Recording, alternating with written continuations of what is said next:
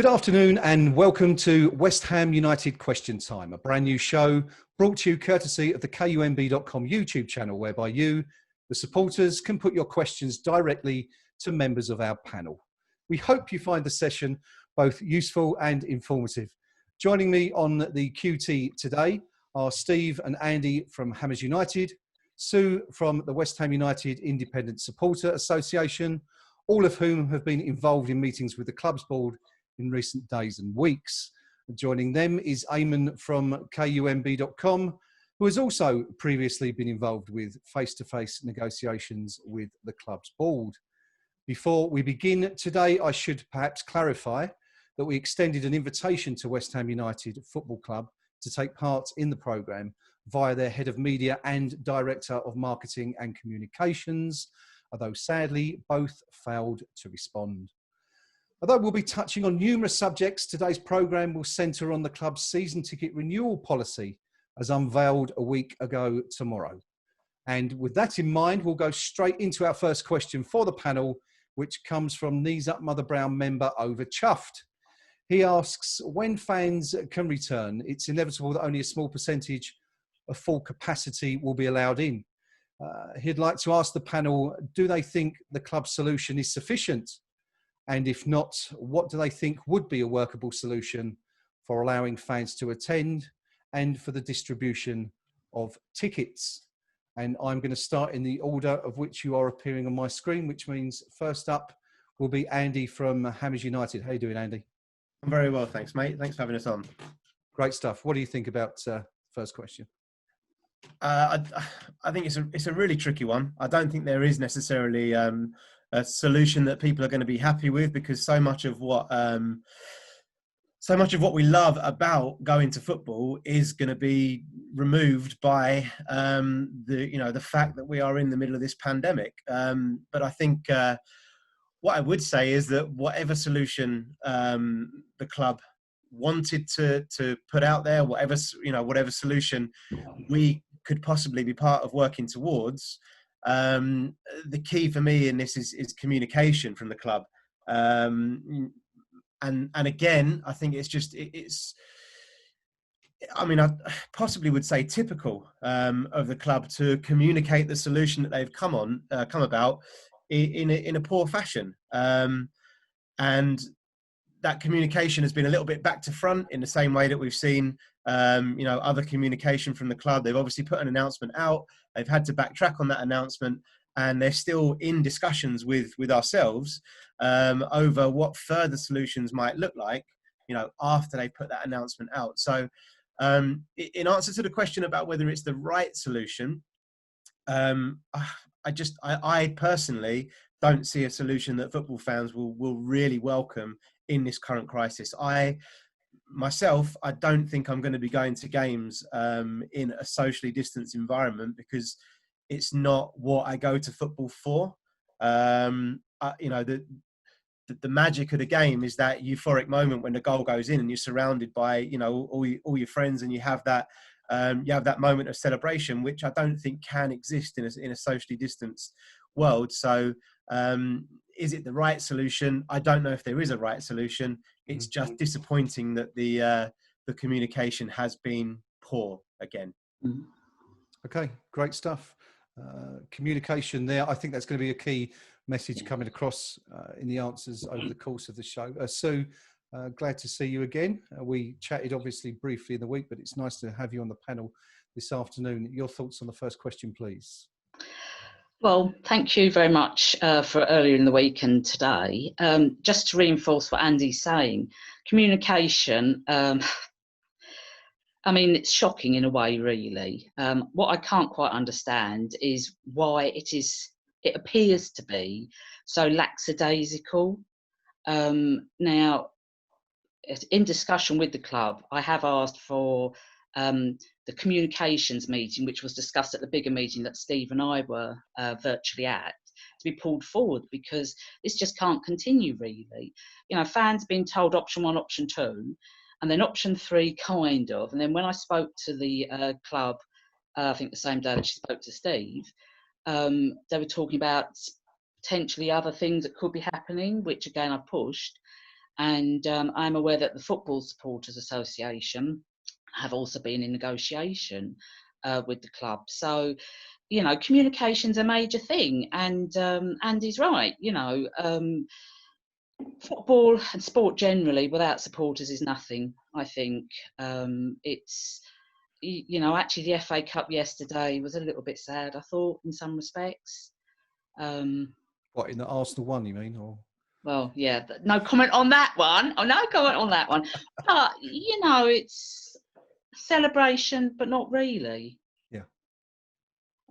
But communication is a massive, massive issue, not just from the club, but how everything is communicated and how things are leaked and how things are said.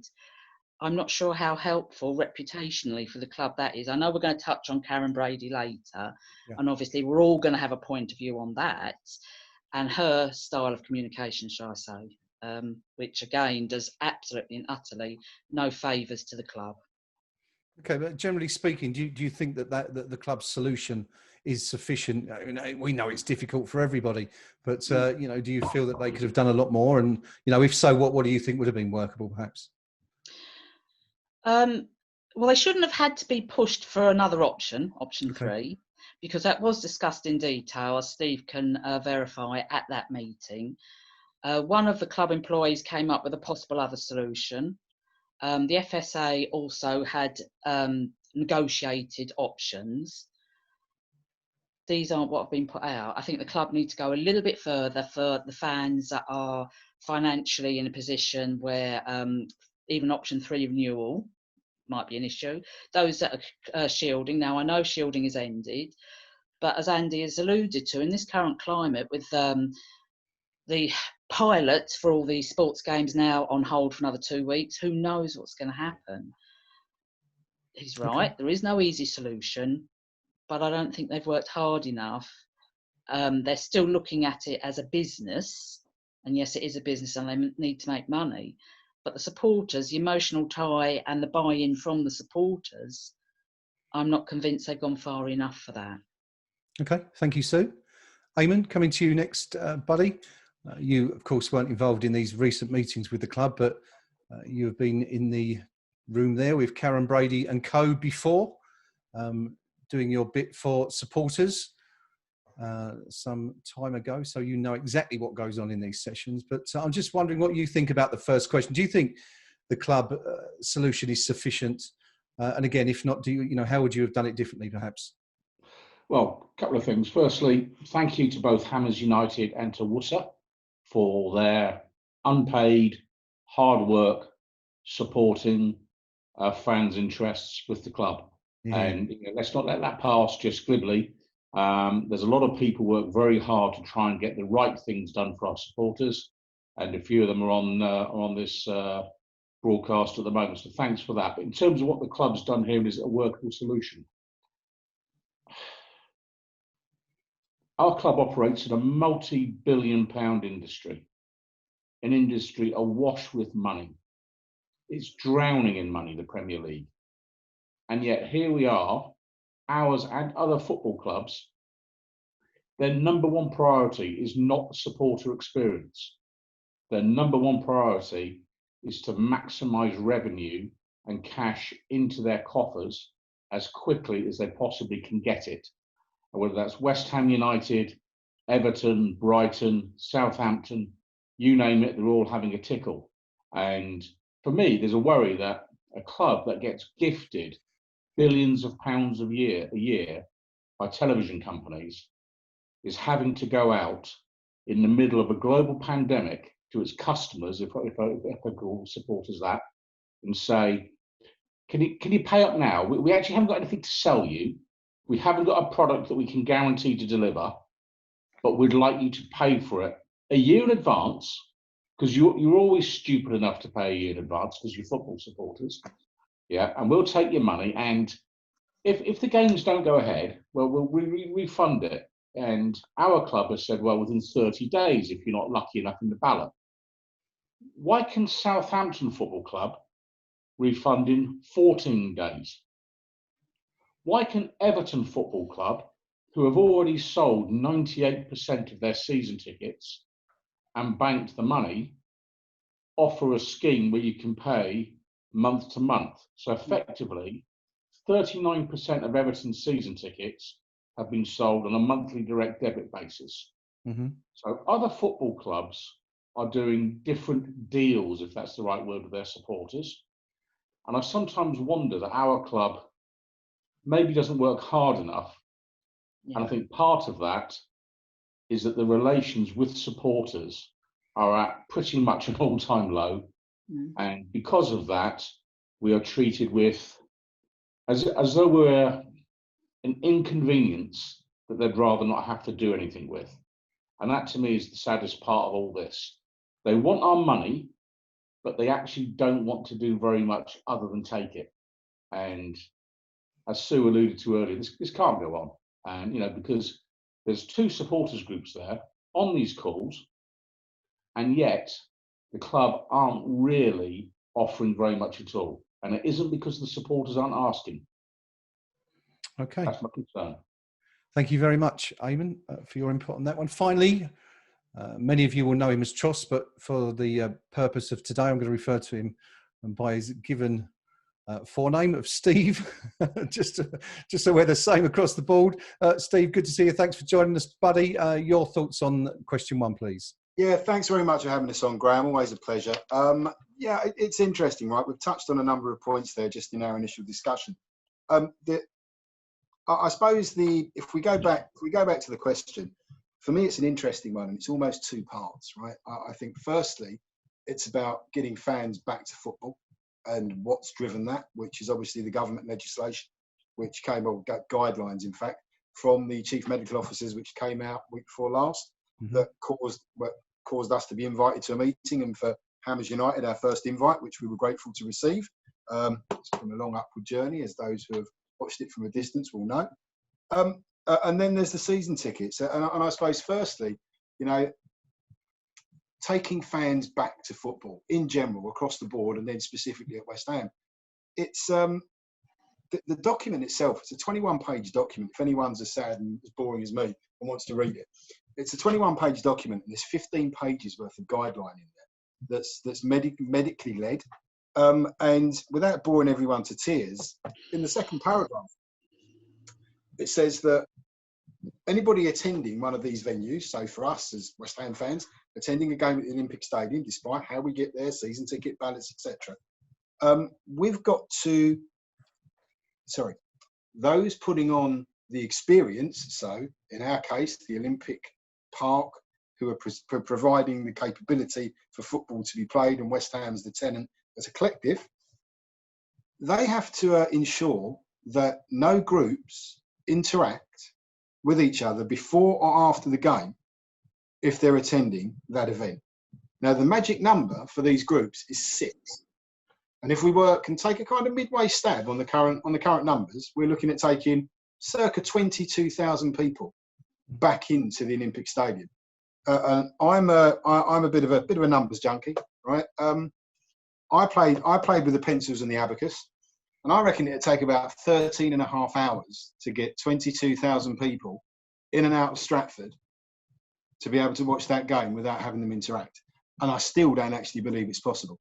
Then there's obviously the financial impact of that, what it's going to cost to make that happen, because primarily for everybody, and you know, I know we'll touch on protests a bit later, but as you'll know, we kind of pull back the protests. We feel that we've got a social responsibility in the current pandemic as where it stands, making sure our fans get in and out safely, right? With spikes looking to bounce up and down here, there and everywhere, safety does have to come first. So I actually feel that it's a massive ask in the offset to look to take fans back to football. And I don't actually know, based on what we've seen so far, and I'm trying to be very fair to the club, to the stadium, and to everybody else, I don't actually think that they're in a position to say, yes, this is what it looks like, because this is evolving. We're still not really au fait with everything that COVID is, what it might manifest to, what another spike will look like. I don't think today anybody should be, well, let's stand it on its head. I think anyone who stands up and says, yes, we can do that today is a bit stupid. I think it's going to take an awful lot of work, an awful lot of effort, and an awful lot of money. And then coming on to the second part of that question, in and around season tickets. For me, I kind of feel that, and I fully understand, you know, rightly, wrongly, or indifferently, clubs are in a model where every year they look at taking an interjection of cash around this time, right? In our case, somewhere in the region, upward 25, 30 million, right, goes into the books. We all renew. Football's a very unique thing, isn't it? You know, you know, you want to change your suit, you want to change your shirt, you want to change your trainers, you want to change your bag, you design a label, you want to change your wife, you can do that. Can't change the kids. I've tried, failed dismally. But if you want to change your football club, you're a bit buggered, aren't you? You know, because your club's your club. So I do feel that in an awful lot of circumstances, all clubs trade on that loyalty. And in the current climate, I do see it as a real, you know, I think it's more than a liberty. I think for where we are, you know, and I was very clear. Sue was at the meeting, and you know, I'll only talk about our input and what was said and what we've been public about. You know, my ask was that no season ticket holder, if they didn't feel comfortable to go back to football this season, that they should be given, in effect, a pass, no financial impacts to them, and look to return into 21-22, where their season ticket will be protected. And that's fully in line with what the FSA's recommendation is. That's what the FSA are saying. Football clubs, you have an onus, you have a responsibility. And I believe our club does have a social responsibility, not even taking into account the current climate, fan dissatisfaction. We've all seen the surveys recently. 75% of our supporters are dissatisfied at the experience. So I can't think of a club where, I can't think of any business where you'd have what they call now a CSAT score, a customer satisfaction score, where, you know, 75% of your customers are unhappy, where any board would survive or any of the kind of leadership team to survive, you'd have a mass overhaul. But when you come back to, you know, season tickets and are the club doing enough, I don't think that was enough. You know, I think the premise we attended the meeting, we had Hammers United had to wrestle an awful lot of member unrest, where people were making suggestions, and particularly if you consider trust is very thin on the ground here, Graeme, and has been for a period of time. Yep. You know, when you go to meetings like this, your credibility is instantly questionable, right? And you've got to put your head above the parapet to make progress, and we're prepared to do that. But when you're sitting around a table and I consider myself to be reasonably articulate for a boy who used to, you know, sell newspapers at Upton Park Station and run around Queen's Market doing what I did. When I ask if something's finite and if these decisions have already been made, and I'm told, no, everything's under consideration and we're trying to work through this as a work in progress, on a Thursday and on a Monday announcements are made, my members question me. They question me, they question Andy, they question Paul, they question Lee and the extended group, you know? And that doesn't make it easy for us when we're in the room. When you look at if it's enough, no, I don't think it is enough. I think the follow-on to that and the 30% piece, you know, if the club needed to make a financial piece, that I actually wrote to the club straight after the announcement, and I suggested maybe a token gesture, perhaps £20 could hold your place for the end of the season. That could be put forward. Let's not forget the groups here that the club should have a social responsibility to, and who we all care about, those that are going to be financially impaired. Millions of people are impacted post-COVID. Millions have been furloughed. We're about to hit the biggest financial crisis in this country for generations. They're estimating 1.5 million people are going to be made unemployed. GDP's being hit. We're going to hit crunch, mate. And I'm old enough to remember people giving back their keys, you know, to their houses back in the late 80s, early 90s when it all hit before and interest rates rose, right? I think for West Ham fans ahead, we're going to be part of that 1.5 million statistic. People are going to feel the squeeze. And I feel the club's got an obligation for fans who are time-served, season ticket holders, who have invested in the club year on year, season on season, to show some goodwill back to them and assure those fans that they don't have to worry about their season ticket. We're always hearing from the other perspective, well, you know, those boys are very, very naughty. We don't need them in football. Let's get rid of them. You know, we've got a waiting list XYZ long. Well, let's not forget we've got a waiting list because of the loyal fans that we've already got who renew season in, season out. And we know we're losing those. We don't want to lose any more. And I'd like to think that they'd be protected and something could have been done. The £20 offer wasn't picked up and that came back. I had a series of calls with the club. And, you know, the third option came up, which is 30% to hold your ticket, which in itself, you know, is it better than nothing? Well, of course it's better than nothing. You know, is it good enough? Well, it's not really, is it? You know, it should never have been an option. It should never have been a third option. This goes back to the communication thing that I'm sure we'll dig into over the course of the call. Communication at the club You know, I called it out, and I don't want to go into detail of the call because I don't think that'd be right or proper. But, you know, I called out communication as being a real issue, and a meeting was offered whereby we could look to address communication, because very clearly the perception, you know, I think I've said it before a couple of times where I've been quoted, you know, we're forever blowing bubbles. Sometimes I feel that our senior leadership team at the club from board level and in around it live in a bit of a bubble, and they're disconnected from those around them. And as such, that messaging just doesn't filter through. And I feel that the best way to get a feel for and a gauge for your supporters is to work with your independent supporters groups, right? You know, we've got 13,500 members who are continually telling us how they feel. We'd love to share some of that. We'd love someone to listen back up the line. Unfortunately, that's not traditionally happened. There have been some very good steps of late, and I'll commend the progress of a couple of individuals at the club who seem to have taken it upon themselves to look to drive and further some of that engagement. But so far in and around the season tickets, we can see that this has almost peaked. There seems to be good consensus and an awful lot of good feeling, and it hits a glass ceiling. And what I want to understand is what that glass ceiling is, why it's stopping there, what is that blocker, and how we unblock it and look to improve things. Excellent. Right, we'll come back to that in just a minute, actually, Steve. Thank you for your answer. But we're kind of touching on a couple of things we're going to talk about in due course. But I think a resounding no is the answer to that question from everybody in the panel. Thank you, everyone, for your answers. Andy stressing that communication is a real issue with the club. Eamon saying that the priorities are financial rather than the supporters. Sue mentioning that she just doesn't think that the club have worked hard enough on finding a solution. And Steve mentioning that there's a real disconnect there between the fans and the board, and that he believes that the social responsibility they have has not been followed through with. So thank you, everyone, for, as I say, your very comprehensive replies to that first question. The second question we're going to move on to now. Now, once again, this touches on the season ticket renewal policy, but this is more about the ballot method that we've heard an awful lot about, but we haven't seen many specific details of. The idea being that anyone who has a season ticket or who pays for a season ticket will be entered into a match-by-match ballot. Sue's kind of nodding her head there in disagreement. But a lot of people have asked us for your opinions on this. Do you know anything more about this? Do you think this is workable? How's it going to work, for example, if a father or someone gets a ticket and their children doesn't get a ticket in the ballot? Let's put that to the panel, really, for your views on the whole balloting system. Sue, I'm going to come to you first of all, as you appear to be registering your discontent with what we've been provided so far. What are your views on the whole ballot system?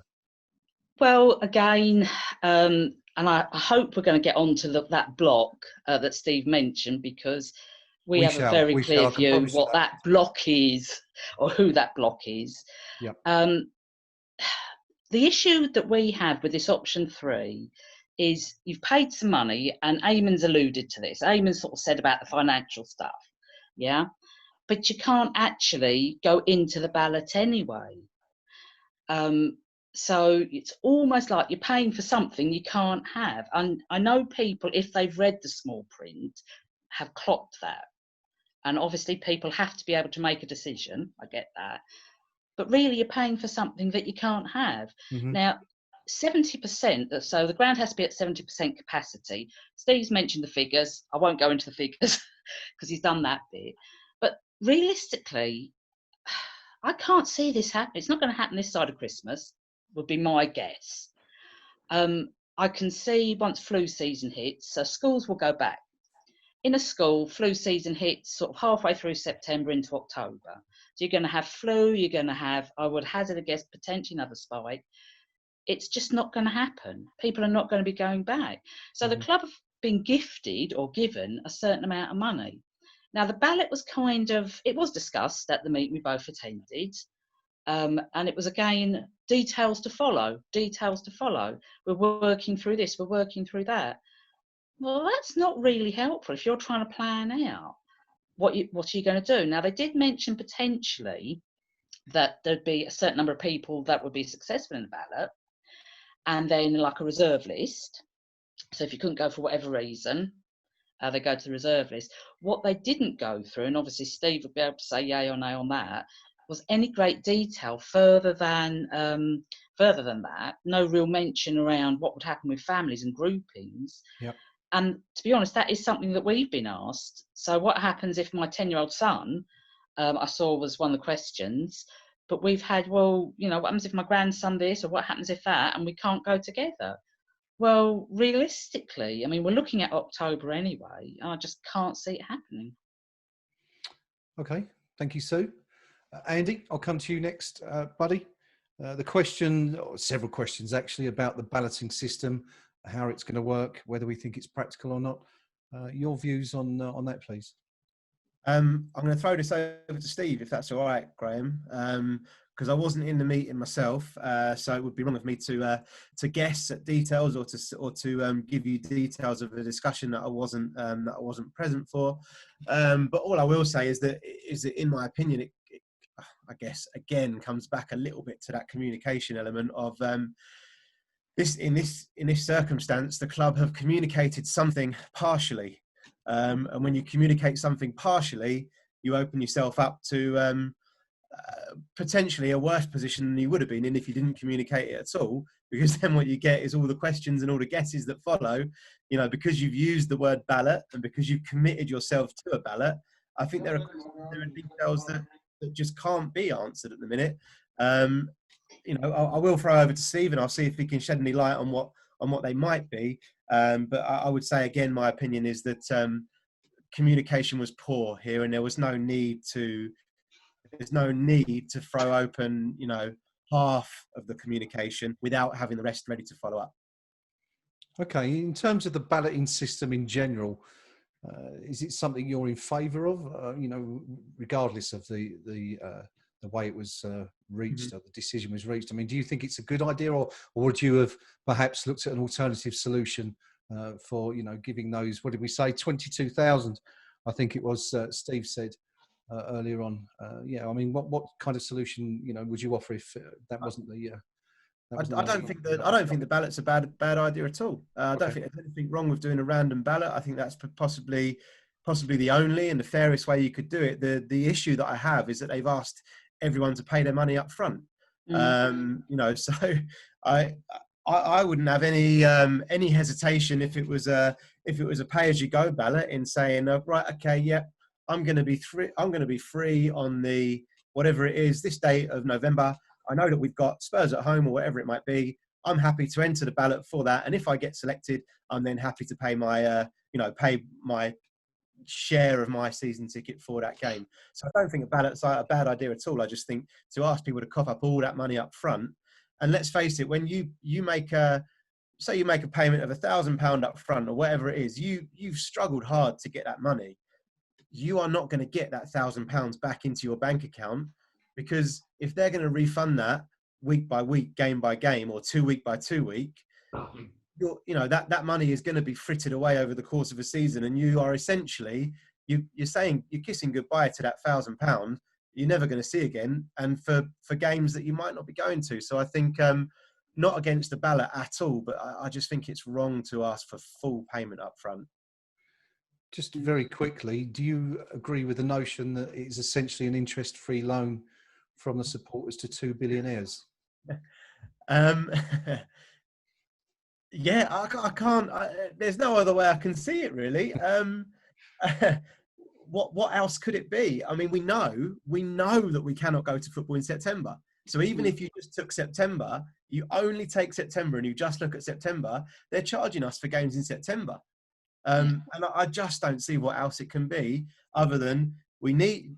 And there is a reality to this, of course. Like Steve said, the football club, rightly or wrongly, operates with this on their balance sheet. They expect this injection of cash every year. And now I've got an opinion on whether that's right or wrong as well, but they do. You know, they expect this injection of cash and they operate with it. But there's, again, like Steve said, there's a social responsibility. You know, of course you expect this injection of 20 odd million pound, but in the current climate, to expect supporters to pay for something that they're not going to get it doesn't fulfil your social responsibility at all, I don't think. Okay, cracking. Thanks, Andy. Thanks for your response. And I guess that's an issue with every Premier League club, isn't it, at the moment? This isn't just limited to West Ham United. But Steve, Andy mentioned that you were at the meeting last week, so you may be better placed to answer this specific question. So I'm going to bring you in at this point now. The ballot, your views on the way it's been done, and that question about some family members getting tickets, other family members not. What's your view on the overall situation? Well, you know what? Sometimes I think you have to, you almost have to zoom out, don't you, to zoom back in, right? And what I mean by that is, if we look at the lens that the club operates on, as Eamon alluded to earlier, it's just a pure laser-like focused commercial type lens, at the highest end and somewhere where that blocker exists. And I think the challenge with the ballot isn't actually the ballot, right? And this is the undercurrent that I mentioned actually when we were in the meeting last week, and I'll share again, in that, when you go to a certain point, like, blimey, we're West Ham fans, right? Let's recount a bit of our own history for a minute, right? One of our most loved, one of our greatest servants ever in the club was John Lyle, right? We loved John Lyle, and yet we saw people calling for John Lyle out at West Ham, right? Because when you go past a certain point, doesn't matter what you do, doesn't matter what you do. And I think as a collective, the perception amongst our fans at the moment of our current regime is such that it won't matter what they come up with. It's not going to be acceptable, and the reasoning for that is that the view's never been fan-centric, Graeme. It's always commercially centric. It's always about the books, always about balancing the books, and not looked at through the lens of a fan. And I do think when it comes to ballot, and I do try and be fair, and I'm measured, but I'm fair. And I can only think from every football club's perspective, these, just like them, for every other business and everybody else and what we're doing, these are uncharted waters, right? So it's really, really difficult. They've got to create something that works and something that fits, and that's an unenviable task. But at the same time, what matters to the fans? What do the fans care about? What's the fans' position in and around this whole perspective? And from a ballot standpoint, I actually think that if you do a ballot and you do the ballot correctly, probably reasonably fair if it's done correctly. But what nobody does is let's do a ballot because a ballot will be fair. And the questions come up, well, what about my family? What about my uncle? What about my mates that I go with? What about the people I meet? That's not thought through. So again, it comes back to this half-cocked type approach. And, I do understand that from the club's perspective, they've got to give some sort of update, and it may be a period of time and a stage 1 to 10 journey, if you like, and they're only at 4 and they're trying to share their perspective. I get that. But I do feel that, you've got to, if you improve communication at the front end, if you become more fan-centric in what you're doing, if you have the right levels of supporter engagement and leverage your independent supporter groups who people talk to, a lot of these issues, they don't become obstacles. It becomes a win-win, right? The fans win, the club wins, everybody's happy. But that's just, that's just not been the way under this regime for a considered period of time now. So it's just another failing under another failing. So in regards to a ballot, do I think a ballot's fair? I think it's probably the fairest way that you can get to an outcome. Yes. Do I think they've gone about it the right way? Do I think it's engaged and it's fan-centric? Probably not. It's evolving. Will we get there? Yes. By the time we get there, well, it's not good. It's just, it's already tarnished, isn't it? It's already tarnished. You've already burnt the pies. Okay, great stuff. Thanks, Steve. Eamon, lastly but not leastly, on this question of the ballot, do you think it's a fair system? I mean, the other question I think that perhaps we haven't touched on is we've seen ballots before in the past for away games, and we all remember the stories about Bournemouth and places like that. Good. How lucky is he? He got a ticket. Absolutely. Absolutely. But I mean, Eamon, does that concern you, the worry that it might not be a fair ballot? That, perhaps, what about, bondholders? What's happening with them? I'm not sure we've seen anything yet. What about yes, of course, a little bit of personal interest in that one.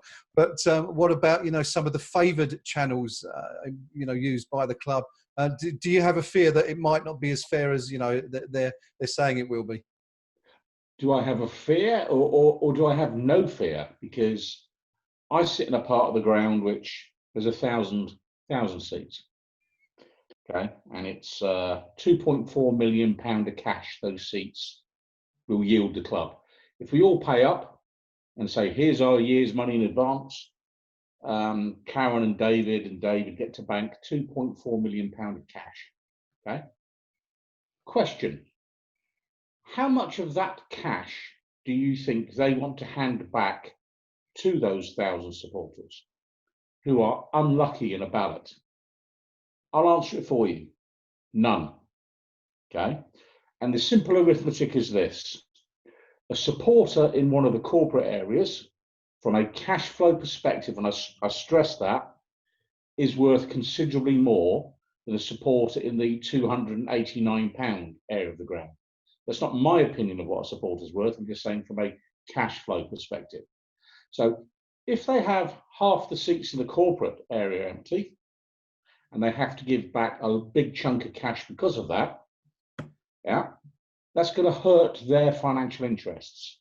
So do I think it's going to be a fair ballot? No, I don't. In fact, I can tell you right now, based on what I was told on Friday, you've got no chance, because I was told on Friday there won't be a ballot in my part of the ground. It's first come, first served. Now, I'll excuse a bit of, should we say, salesperson hyperbole in terms of, in the trade, that's called a fear close. Give me your money now or you'll miss out. Okay? Yeah, okay. So I calmly had another sip of lager and said, let me think about that one, young man. But it's that sort of thing where there'll be side deals for different parts of the ground. You've mentioned bondholders, Graeme. I'll be very interested to see, you know, the legal perspective if they try to say to a bondholder, there is a West Ham United game and you are going to be excluded from it. You will not be allowed to take that option up, because I think that would be a minefield for the club. So straight away, out of your 22,000, you've got, let's say 600 of the bondholders are still alive. The other 200, you know, having shuffled off this mortal coil some time ago. Yeah. Then you take in everyone else who sits in the corporate lounge. And in total, that's probably 4,000 people, something like that. Now, those 4,000 are going to chip in, I would hazard a guess, almost as much as the rest put together. And if the whole point of this exercise is about generating cash for the club, no one's going to convince me that the club is going to hold a ballot that will exclude somebody that is chipping in considerably more than another. Because what you'll find is suddenly it'll be, well, you're not going to get your seat for that game, but you'll get a seat and it'll be in a slightly different part of the ground. Mm-hmm. You'll be given somebody else's seat. So do I trust the club to have a fair and equitable ballot? No, I don't. Because whatever intentions they start out with, the finance, we know, always trumps any other consideration. Yeah. And I'll just pick up a point on a question you put to Andy there about, is it an interest-free loan? Just want to read from page 45 of our last published set of accounts. On the 28th of August 2019, the club made two payments totaling £2,912,500 in settlement of interest accrued during the year on the shareholder loans and partial repayment of loan capital. These loans were originally made from December 2011 to April 2013 and have accrued interest at 4.25%. So less than a year ago, our shareholders were taking out very significant sums of money from the club based on a very high interest rate compared to what you or I would get from a bank at the minute. And now we're being asked to pay for games where, if you're lucky, if the dice roll in your direction, you might get a ticket.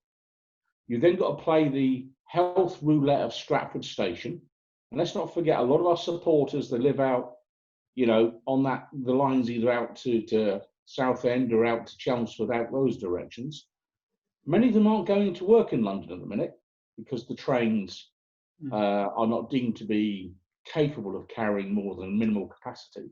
How are people going to get to a game, despite the world famous transport links, the world beating transport links? Because there's nowhere to park your car anywhere near the Stratford Stadium. So again, even people who might be looking at a ballot might think, do you know what? No, I think I'll give it a miss tonight.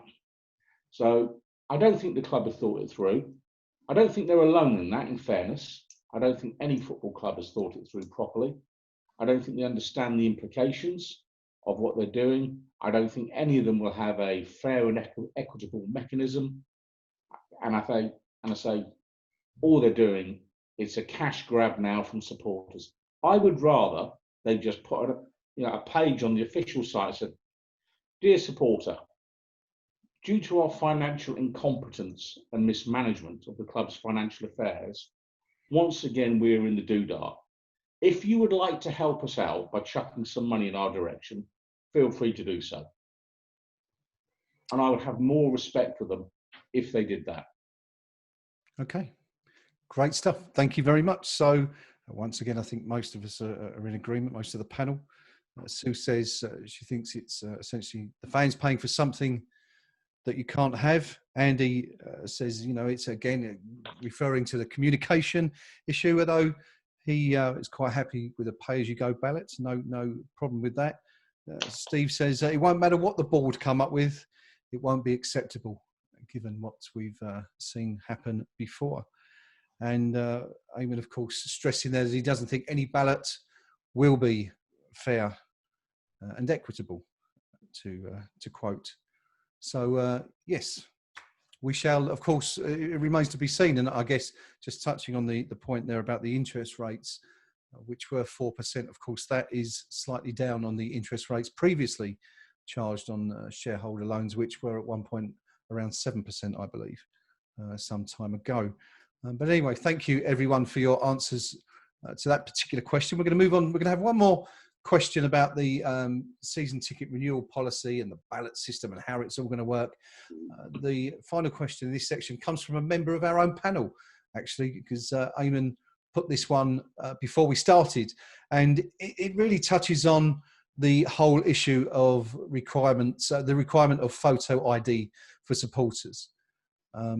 And of course, this was something that was mooted, gosh, going back in time now, in the 1980s, so getting on for 35, 40 years ago, by the former Prime Minister Margaret Thatcher, who in the wake of hooliganism in the mid to late 80s wanted every supporter to carry a photo ID, an ID and a system that was shelved, but seems to be coming back to the fore and perhaps being pushed forward, sort of sideways in effect, and perhaps with COVID, the pandemic being used as a cover for that. But I wanted to ask the panel really what you thought of the whole issue of photo ID, and Eamon also asked, does he think that supporters will warmly embrace the concept of moving to photo ID? I'm fairly certain I can guess what you're all going to say on that, but Eamon, it was your question, so I'm going to ask you first what you think about that. Yeah, I think it's the start of a very slippery slope. I really do. There's two clubs in particular that are pushing this angle: Tottenham Hotspur and West Ham United. Mm-hmm. And I don't think it's got anything to do with COVID. I don't think it's anything to do with anything other than revenue protection, as they would call it in the trade, and that is stopping supporters sharing tickets amongst themselves. That's the name of the game here. I'm opposed to it because, quite frankly, if they made tickets a more realistic price, then maybe more supporters would buy a ticket, and maybe more supporters would actually go every single week. Maybe if they made the food and drink in the ground a more acceptable price, maybe people will feel they could afford to go every week rather than share tickets. So I think the clubs have been the architects of their own problems here.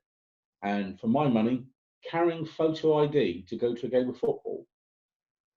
Sorry, you want me to pay the fat end of 2.5 large and prove who I am to get in?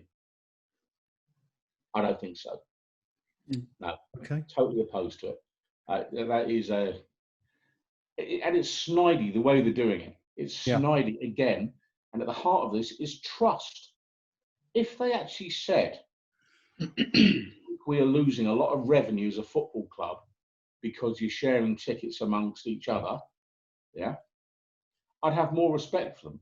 But let me tell you, I sit in a part of the ground where every single week I've got different people sitting next to me. Yeah. Because the people who own those tickets are handing them out as corporate freebies.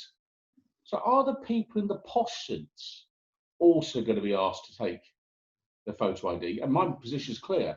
If the person in the cheapest seat in the ground has to prove who they are to get in, the chairman should have to carry photo ID. That's my view. Karren Brady should have to carry photo ID. Yeah, we're either a club or we're not a club, and it should be the same rules for all of us. Okay, great stuff. Steve, come back to you on this one. Your views on the move to a purely digital platform, and do you think supporters will embrace the concept? It's a really interesting one for me because, you know, I think I remember as a very young man, you know, when they started driving this through originally, right? And the ID for football fans, making football fans stand out. And I think that very much was a driver at that time, you know, and there was like, make sure you can identify who they are for, just so you know where they were, what they were doing, etc. I think there are a couple of questions that this raises. It's been a topic that's been raised for us at Hammers United, and Andy's got some detail on that. I'll let him touch on that in a bit, in and around some of our fans and their views on it, particularly some of our older fans. But, you know, for me, it actually goes a little bit deeper, and I'll draw a couple of parallels. I'm not sure if anybody's explored yet, but we live in a digital age, and when I grew up, you know, running around Queen's Market and the like, and then I ended up going to work in a bank. You know, cash was king, right? Cash was king for football clubs. Football clubs were great because they were massive cash entities, right? And everyone loved owning a football club. Back in the days of the Pratts and the Kerns, you know, cash was king. It was wonderful, you know. And then we've had the kind of black gold piece, and we've had the you know, the black ink piece, and their kings, etc. And then stocks and shares and pensions, bricks and mortar, that's king. Well, where we are today in 2020, you know, mid-COVID, data is king. Data is king, and the value of data outweighs anything else. And for me, this is another step by West Ham and Tottenham, and I think we'll see an awful lot of others follow, by where they want to understand the digital footprints of their supporters and their fans. We saw efforts into this, which I was very vocal against at the time, and I know Sue was as well, in and around the whole Socios play and where that could go and the implications of it.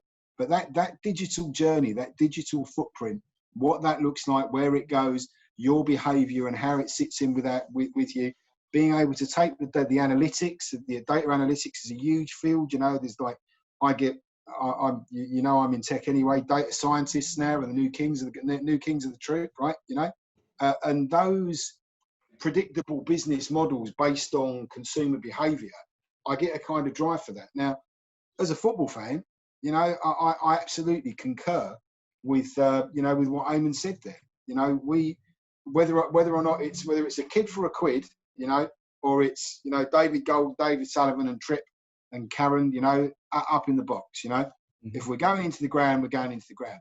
If someone's saying to me that I need to carry ID because it's a security risk, everybody carries ID because it's a security risk. You know, security risk, fine, I'll understand that. With the documentations about how we handle security at the Olympic Stadium, well, those are well documented anyway, aren't they? You know, from pat downs and entry and all sorts. But for me, I think it poses a bigger question, which is in and around the data footprint, where that leads. You know, making everything, you know, your season ticket on your phone, your behaviour on your phone, what you're doing on your phone, where you're going, etc. That journey, who owns that data, what are the terms and conditions wrapped around the season ticket? Much bigger and broader question for me. And my frank answer is, I don't think we should need to provide any of that. I think everybody should leave us alone and take a step back and just let us enjoy our lives, even amidst the crisis, the best way that we can. Great stuff. Thank you very much. Andy, Steve said that you have more information on this particular issue? Fill your boots, my friend. Well, I think you've also got to look at this from the standpoint of a supporter and their experience at the game, which I guess is something that as Steve alluded to earlier, is not often considered when these decisions are made. And then you come to what Pinky said, which was trust. And so again, we're left in a position where we're questioning, why are these decisions being made? Because the trust is wafer thin. And to a certain extent, like Steve said, the board could do pretty much anything, and people would criticize it. But having had conversations with people about the supporter experience at the London Stadium, this is only set to make it worse. Never mind what the reason is for wanting us to carry ID. And to be honest, on communication, again, if the reason was explained clearly and it was a good reason, I personally wouldn't have a massive problem with it. I don't have a problem with showing my passport before I get on a plane. I don't have a problem with using my phone to travel around London. I'll use the contactless on my phone. So if there was a good reason for it that was explained to me, there might be a way around it. But I've been to every single one of the grounds in the Football League, all 90 of them as it is at the minute, without Bury and without Coventry. And the experience of going to the London Stadium is by far and away the worst. It's the only ground that I know of where every single home supporter is searched. And so before you even get to the ground, you're in a bad mood. Before you even get to the ground, your day starts to be spoiled as you start to walk across that bridge.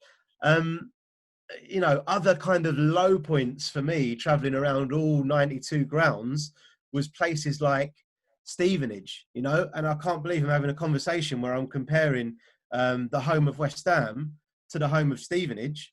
And I'm saying that those two were kind of right down there in terms of supporter experience, with Stevenage in the middle of the industrial estate on the roundabout where, one of the stands isn't completed and you've got people who have to go and fetch the ball when it gets kicked over there. And,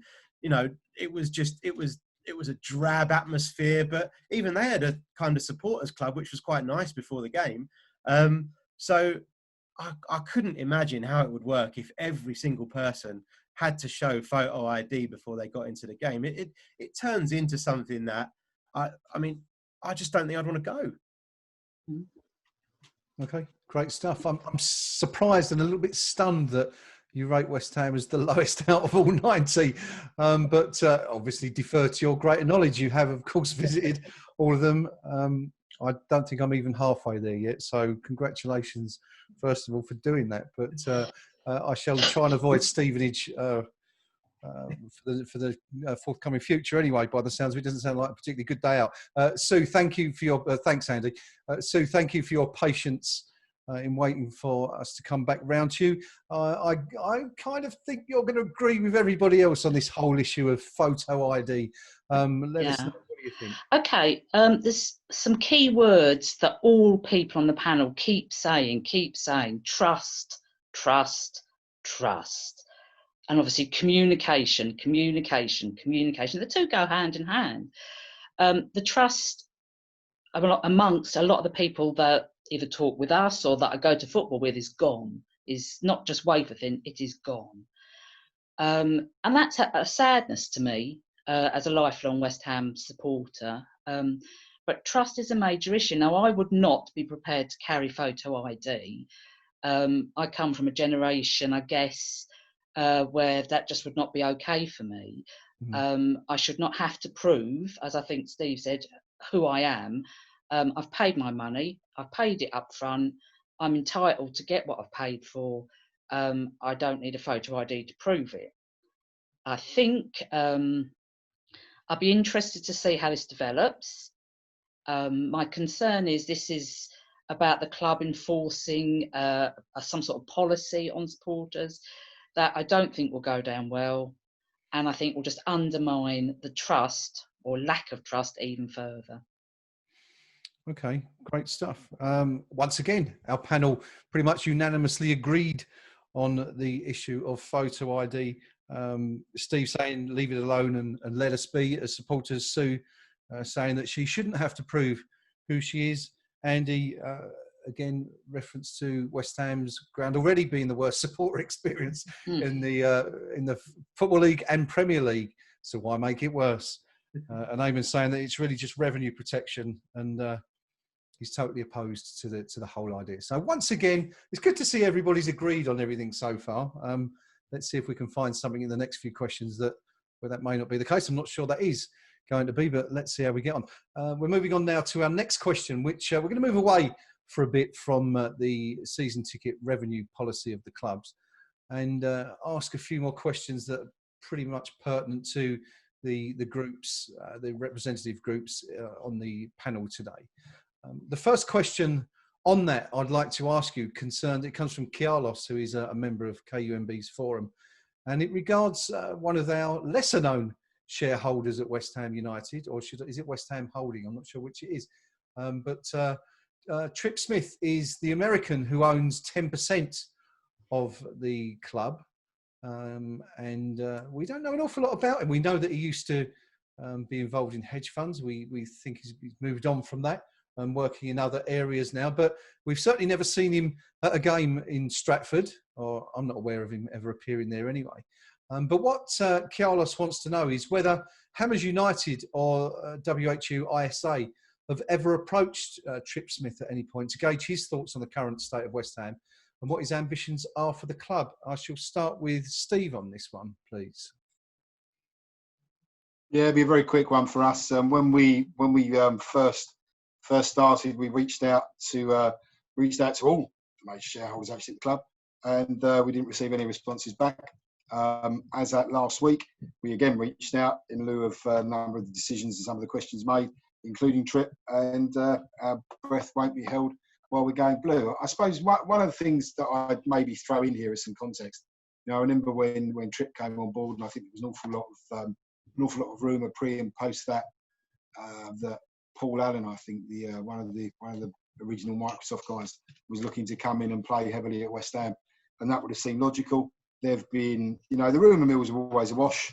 There's plenty of conversation in and around. I remember having a conversation with somebody not too long back. It was my brother, actually, who won't thank me for that, where he was absolutely confirming to me, swearing blind, that Tripp Smith was in Dubai, and I think David Sullivan was in Saudi Arabia or something. And they were going to meet, and I had to kind of explain to him that those are kind of like two trains that just cannot physically meet without a small war in the Middle East, or some really good diving equipment, or maybe a black ops. But the rumours are awash. I think it's always difficult to kind of. We all want to pin our hopes on a Messiah, don't we? And we think, could Tripp be it? Obviously, the stuff at Blackstone, Legend, controls lots and lots of money. For those that don't know, one of his big clients own a massive chunk of the Olympic Park and a lot of the property there. And I think everybody was kind of putting 2 and 2 together and hoping to make considerably more than 5 for a long period of time. But in answer to the question, we've never had anything back. We would, of course, warmly welcome a response and any form of engagement to perhaps share some of our perspective from what we see from through a fan's lens, in a manner that perhaps he doesn't get to see working with other members of the board who have traditionally been involved in the day-to-day running. Thank you, Steve. Sue, come to you next on this one. Have you at any point ever approached Tripp Smith on behalf So short answer is yes, and the same as Steve, not had a reply. What I would say again, Steve said about the block and not getting the board's view. We have our suspicions who the block is and what the block is. I think it's really critical that all the shareholders engage with the 2 independent supporter groups to actually make some sort of progress in the fan experience. And I think one of the panel has said this, it's a win-win, because the fans are more likely from a financial perspective potentially to buy in, to engage with the club. But at the moment, no, we haven't had a reply. But again, same as Steve, we are open to reply. Okay. Eamon, your views on Tripp Smith being at the club? Do you see that as something that is likely to expand his portfolio in years to come, or how do you view that 10% stake? I think there's possibly two narratives. Let's go with the simple narrative first. He's a bloke that Brady bumped into somewhere on her schmooze circuit, talked him into actually putting some money into West Ham United, and that's about all there is to it. And he's got 10% of the shares. I believe he's loaned the club £9.5 million as well, and that's repayable on a change in control of the company, i.e. the club. So that suggests if Sullivan sells up, he gets his money first, i.e. Tripp gets his money back first. And the reason that's interesting is because the shareholders themselves, where it is a secured loan, which is Gold and Sullivan's money, there's actually a specific date at which they will take their money back out again, and that is January 2024. So two different, dates due on loan repayments or methods of it. The other narrative is that he's essentially somebody who was brought into the club on behalf of another, and is merely sitting there listening to what goes on in board meetings, because he was offered a seat on the board and not all the shareholders have been. So Terence Brown, for example, doesn't have a seat on the board. So Tripp Smith has a seat on the board, and the narrative could be that he's there on somebody else's behest, who may or may not be an investor, who may or may not have struck some kind of deal with David Sullivan at some point. So essentially what I'm suggesting is Tripp Smith is a proxy representative for a unidentified third party. It's a stretch, but that would be about the most optimistic spin I could put on that. In all probability, he's a bloke that's just pumped 10 million quid of a loan in, or 9.5 million of a loan, and the shares. If he's got 10, 13 million quid kicking around that he can just park in a company, knowing that when that business is sold, he will probably double his money. That's not a bad bit of business, is it? Where else is he going to earn that amount of interest?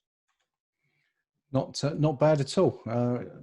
Wish I had that sort of money to throw around and invest for sure. Andy, Steve has obviously given the view of Hammers United on this one already, but just wondered if there's anything else you wanted to add. Of course, Tripp Smith is one of the, I think he's the third largest shareholder, isn't he, at the moment?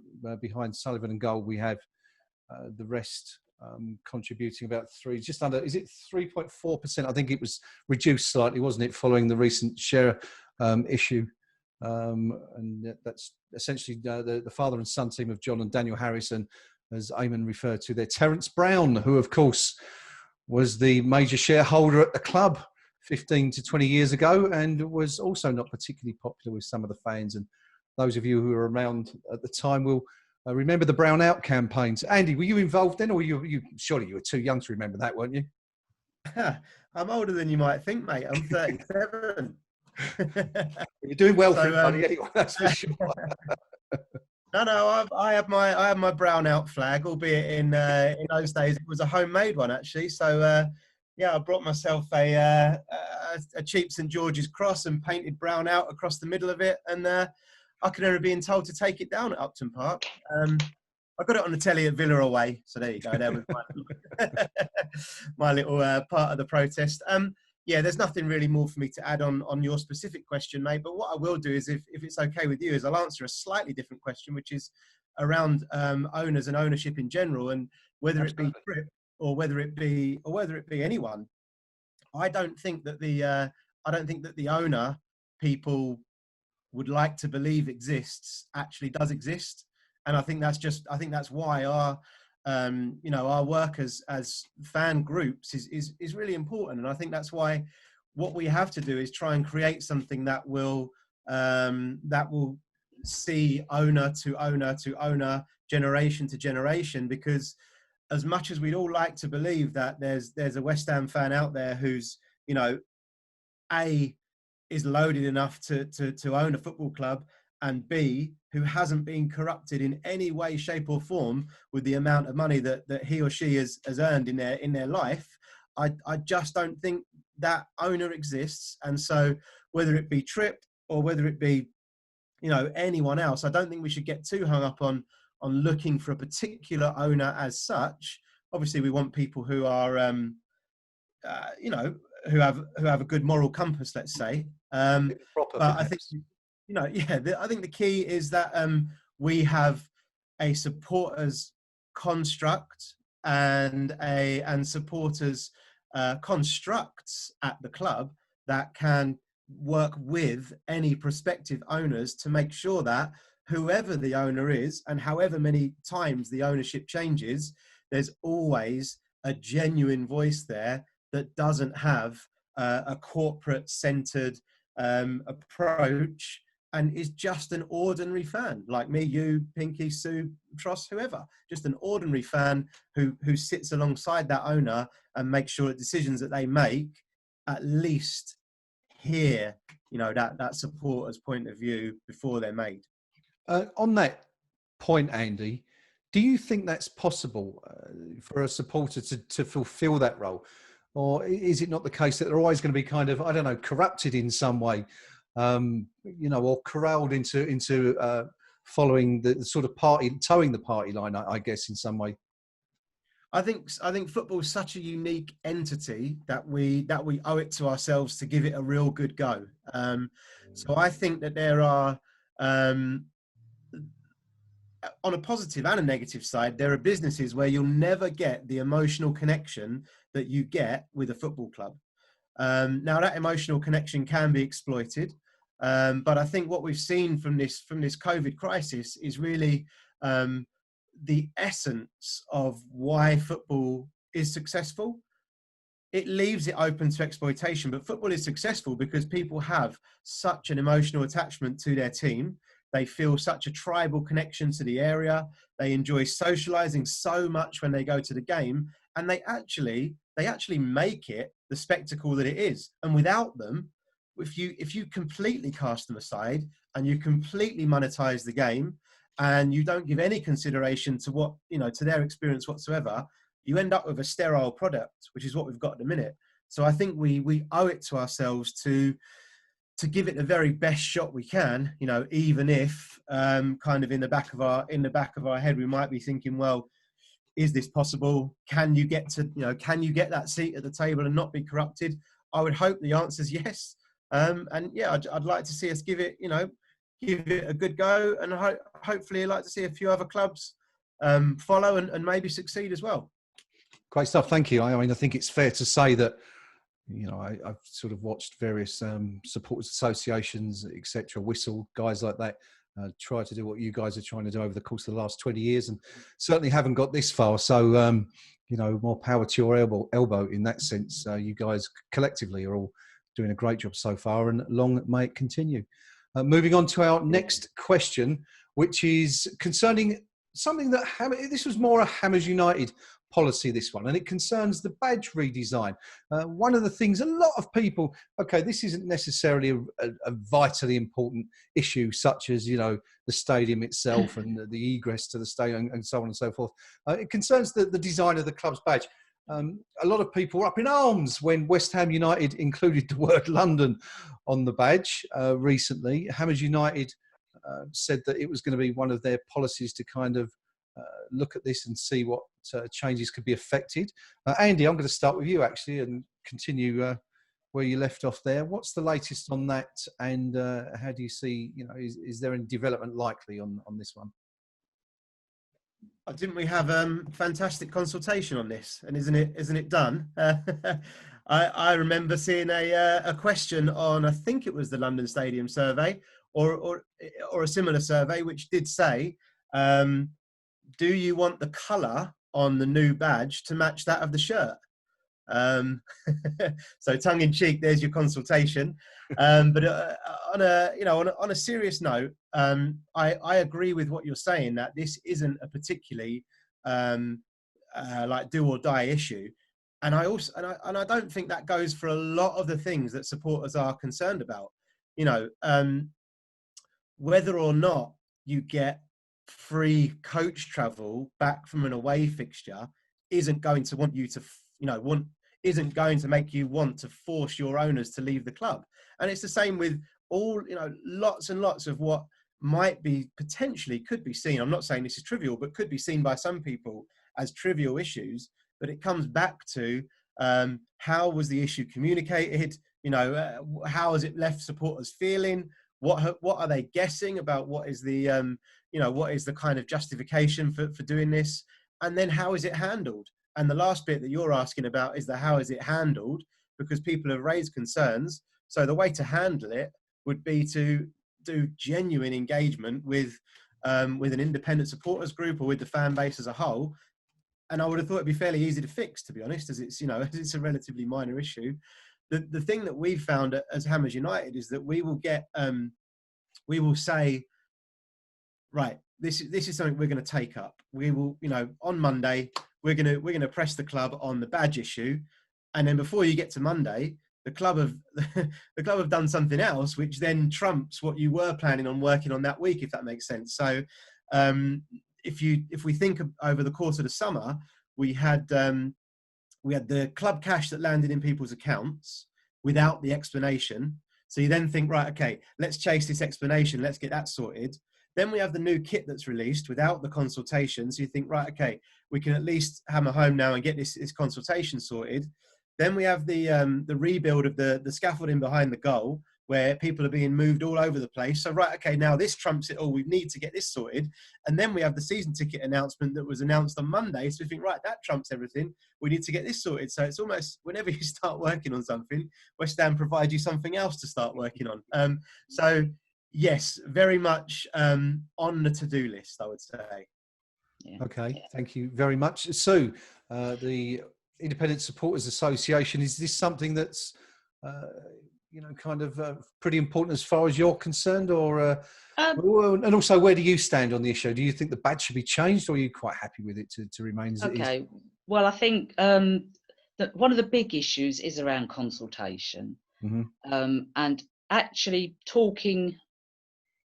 Okay, what consultation isn't, and that's been our experience over the last 3-4 years when we've been working hard to try and get something going, is where they say occasionally, this is what we've decided, for example, the badge, what do you reckon? And then just totally ignore what you say anyway, or maybe buy into a little bit of it. So, oh yeah, we'll think about that, we'll consider that. That's not consultation. It has to be by the fans, for the fans. And I know at HU, myself and Steve, we do talk on a very regular basis.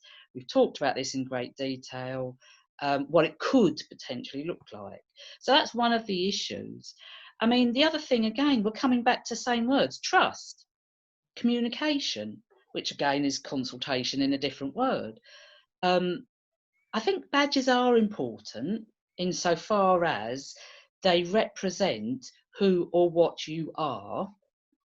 I think if the club had gone through a process that didn't involve, and I'm going to say the OSB, but involved the fans, involved talking to people in a constructive manner, then maybe the angst and the anxiety wouldn't have been so bad. And then the other issue that you and I spoke about a bit on Thursday, I believe, last week, is about how they time their announcements. So again, this is about communication.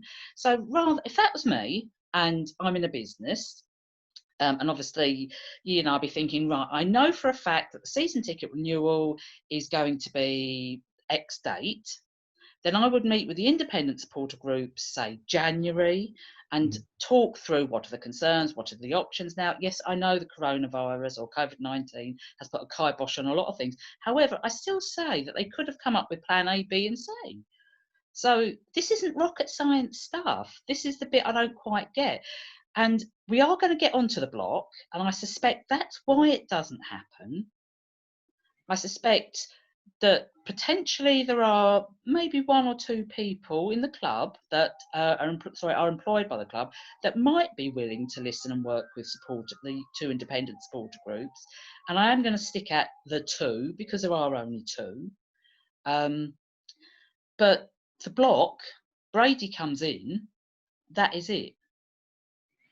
So I think short answer is I think the lack of consultation has not helped the situation, and that's what needs to change. Okay, great. We will, of course. I can see you're itching to talk about the block there, so we will be coming to that very shortly. I promise you, we won't keep you waiting much longer on that one. But thank you, Sue, for your words there. Eamon, where does this stand in terms of importance for you, the club's badge? You know, we have the stadium and everything else that's going on. But of course, this is a very important issue to a lot of fans. This is what represents the club, right? Yeah, I mean, for me, the whole move that was built around history begins. Remember the slogan? Sure. History begins. Really?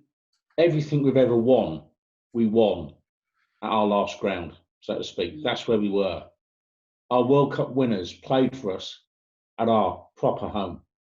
Nothing to do with the London Stadium, you know, and the whole thing, that the willingness that the club were willfully happy to chuck away that history, that proud history of the club, and then come up with, in the case of a badge, a very simplistic design.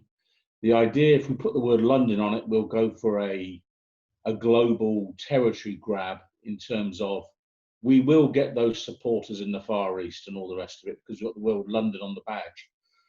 Yeah, that's great, you know. And if you read through all the UEFA guff, you know, and they put all the UEFA reports, they put a huge store in the whole social media marketing side of things, of building club images and all the rest of it. But the insensitive way with which these things are handled, that's the troubling thing for me. And that's before we get into the more, you know, pound, shillings and pence side of it, which is, why do we need 3 different kits every year for parents to be shelling out for? You know, and a junior kit, away shirt, shorts, socks, there you go. You've done 80 quid per child, yeah? And you're doing that every year. And the whole thing, whether it's a badge, whether it's a slogan, whatever it may be, we're back to, you know, filthy money again being at the root of it. But for me, is it the worst crime? No, but the way they've gone about it is another nail in the heart of trust, respect, supporters being central to the club's reason to exist. That's the issue to me. It's the fact that they don't give 2 figs about supporters. They won't engage meaningfully. And that's the real big issue. Is today the badge, tomorrow the club name. Who could forget West Ham Olympic? What a great idea that was going to be. Not. Yeah, of course, that one was shot down, wasn't it, very quickly by the major shareholder a few years ago when it was suggested. Was that one of the ones, Eamon, that came up in the newspaper column, perchance? I think it was. That's you know, the paid for column that the vice chair does in the national newspaper. And again, you know, how out of touch could a club's director be with the support that they would even float such an idea? You know, here's one: Sheffield Thursday. There you go. Yeah, you know, we've just been docked 12 points, so we're going to change our name to Sheffield Thursday. Yeah, you know, come on. Excellent, good stuff. Touching on your point there of the cost of replica kit, Steve, you might have fallen foul of this, being as you have a son of a similar age to mine. I think it's considerably more than 80 quid if you add the Premier League logo now and a name and a number. Exactly. Well, you want a name on it. You want a name on it. You want a number on it. You know, my as we've shared privately, my boy's a keeper. You know, so it's always a keeper's outfit that goes across the back of it. You know, it's extensive. And then you want a keeper's kit, you want a playing kit, and it's a tough one. You know, and as I said beforehand, a lot of that to me, when it comes down to kit, really, you know, social responsibility's got to come into play. It seems something alien, you know, and that's across football. You know, across football, and we're really bad for it. But I suppose. Going back into the point about the London on the badge, you know, I'll paraphrase. Right? I'll paraphrase. I'll probably lead us nicely into our next piece. When a company owns one precise thought in the consumer's mind, it sets the context for everything, and there should be no distinction between brand, product, service, and experience. That's Maurice Sarchi, commonly recognised in marketing circles as the man, right? Top of the tree, top of the tree. We'll become much more customer focused. Cultural change at the club. Everybody is now brand and commercially aware. Moving forward with an eye on the past and the club's roots and values. Those are West Ham statements by people who still sit inside senior roles at our club. And the disconnection from both of those statements, from those that purvey to be great marketeers, we're going to come in. I don't remember an invitation or anyone clapping their hands saying, right, what we're going to do is look to rebrand the club. Everybody needs to be brand aware. You know, someone help me out. I think for the period of time since they've been in charge, we've remained pretty much in Deloitte's top 20. I don't think we've gone up, down, left, right, sideways in any way. You know, the whole branding exercise, the focus on brand, the focus on product, the focus on marketing, the drive in and around behind them, you know, the disconnect between core fan experience, what they'll call customer experience, you know, is huge. And I can't help but think that that cultural heritage that we were promised, we were promised would be considered and taken with us. I remember going down to Stratford and talking about getting my ticket. You know, I remember exactly as Pinky says, you know, history begins and everything that came with that, you know, the whole journey. Well, it's not, it's been a rebrand. And I remember distinctly in one particular football piece that was put out. And I think it was David Sullivan, if memory serves me correctly, talking about wanting to be able to take football to the masses and take the brand to the masses, you know, and expand it up for everybody. When for me, the reality was, you know, towards the back end of our, you know, our tenure at the Bowl Inn, our spiritual home, you know, getting tickets was proving considerably harder. People wanted tickets, you know, and I didn't think we'd have any problem looking to sell out the stadium with the same, you know, the same connected football fans that had always been supporting West Ham. You just couldn't get tickets over there. And we seem to forget that if we go back a couple of generations, you know, we were packing in on best part of 50,000 then. You know, we were the biggest attendance ever for an FA Cup final. We had the FA Cup final yesterday. I think that was us.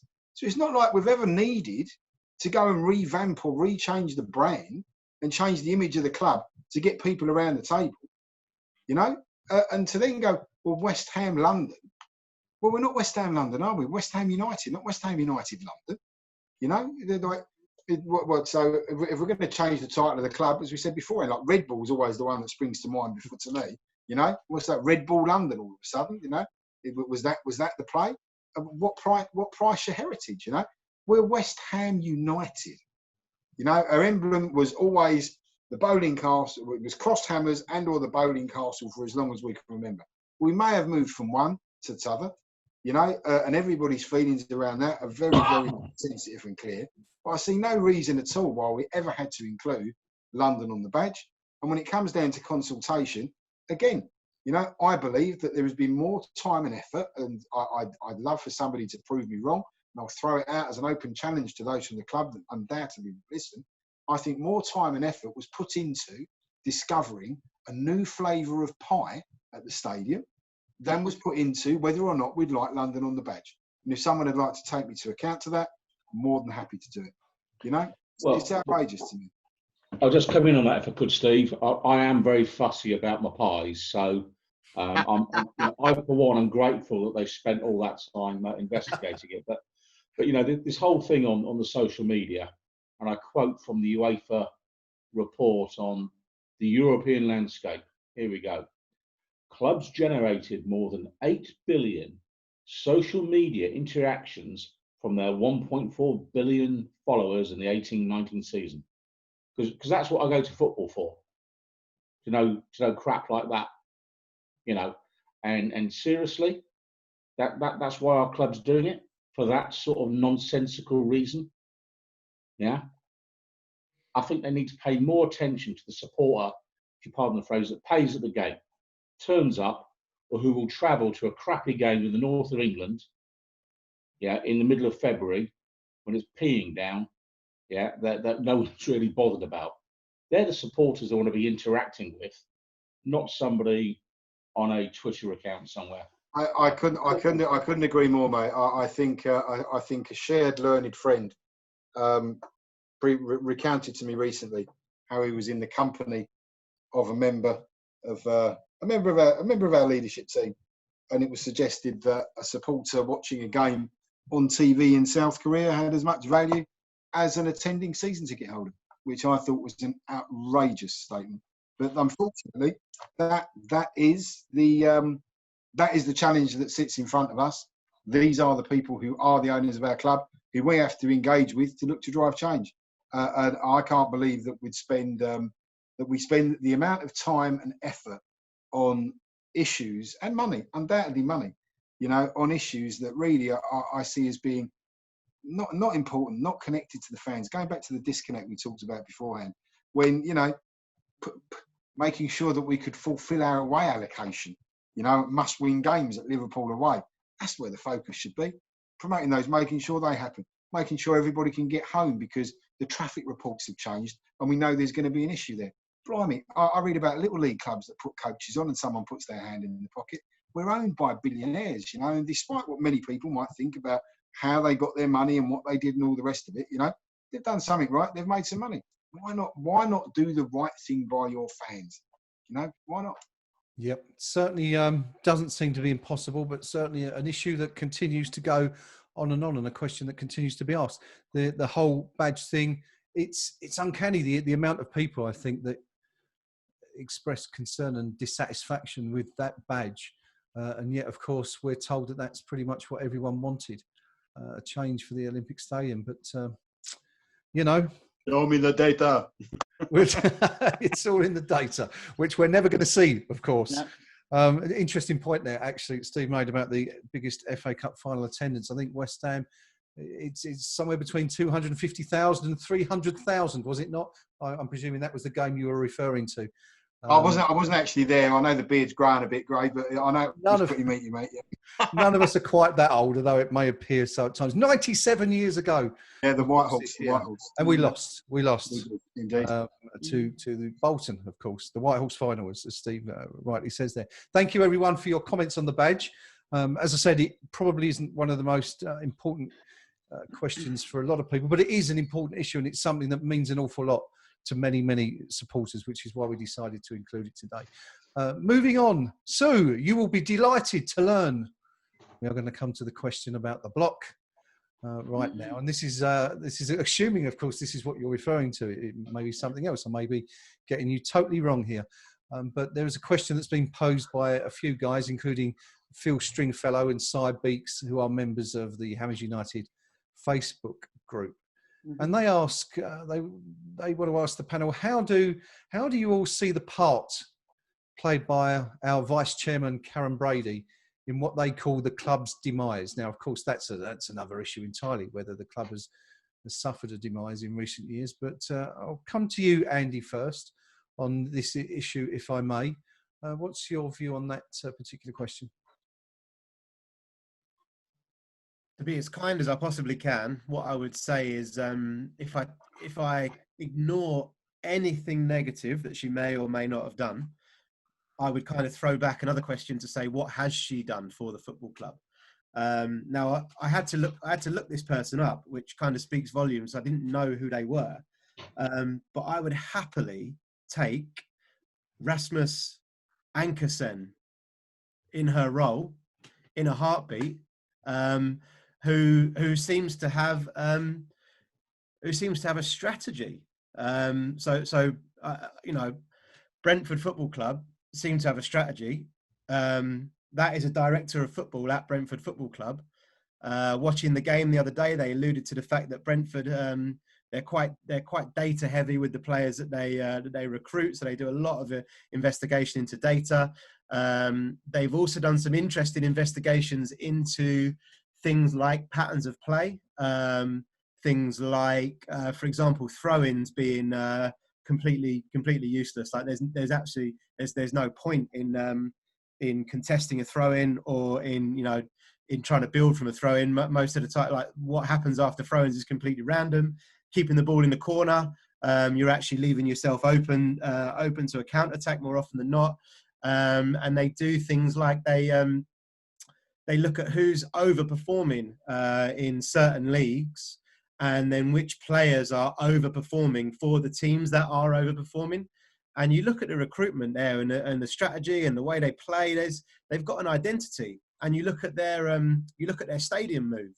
They've managed to shoehorn the stadium into the community just a few miles down the road. It just seems to be a club that has everything that we don't. And their director of football, I don't think they have a column in the Sun. I don't think they're particularly famous. I don't think they're looking to rebrand the club, but they seem to know about football. They seem to know about football strategy. They seem to appreciate that supporters should be at the heart of the club.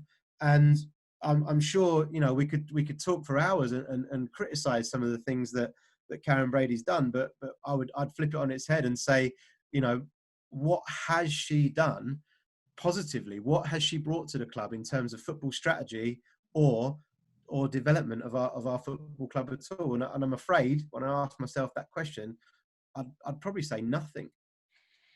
Okay, thanks, Andy. I guess the system you're talking about is pretty similar to the Moneyball thesis used in, was it American football? I think it was what we termed baseball.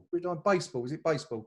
Yeah. Thank you, Eamon. I'm pretending I know what I'm talking about here, but of course I'm looking at a Google page here. Oakland, apparently, it was who Billy Dean, who pushed that. Yes, who pushed that. There's a film about it as well, isn't there? Of course, which everyone can go and watch. But yeah, it's obviously a different system to. But coming back to that, Andy, would you agree that the club has demised under Karren Brady's vice chairmanship, or suffered? Yeah, I would. Yeah, there's no other way I can answer that, I'm afraid. I mean, I think she has to live and die by the stadium migration that she touted as being, the best, or that would be the best of its kind ever in the world. And it's far from it. It's probably the complete opposite. And if she's going to kind of put herself forward and say that is something that she's done really well and that she's really overachieved on, then when that doesn't come off and when it leaves us in the state that we're in now, I think she has to do the same, really. I think she has to come forward and hold her hands up. Okay, thank you. I'm going to move to your partner in crime at Hammers United next for his thoughts on this one. The greatest stadium migration in history, we were told 4 years ago, Steve, but it doesn't appear to have transpired quite that way, does it?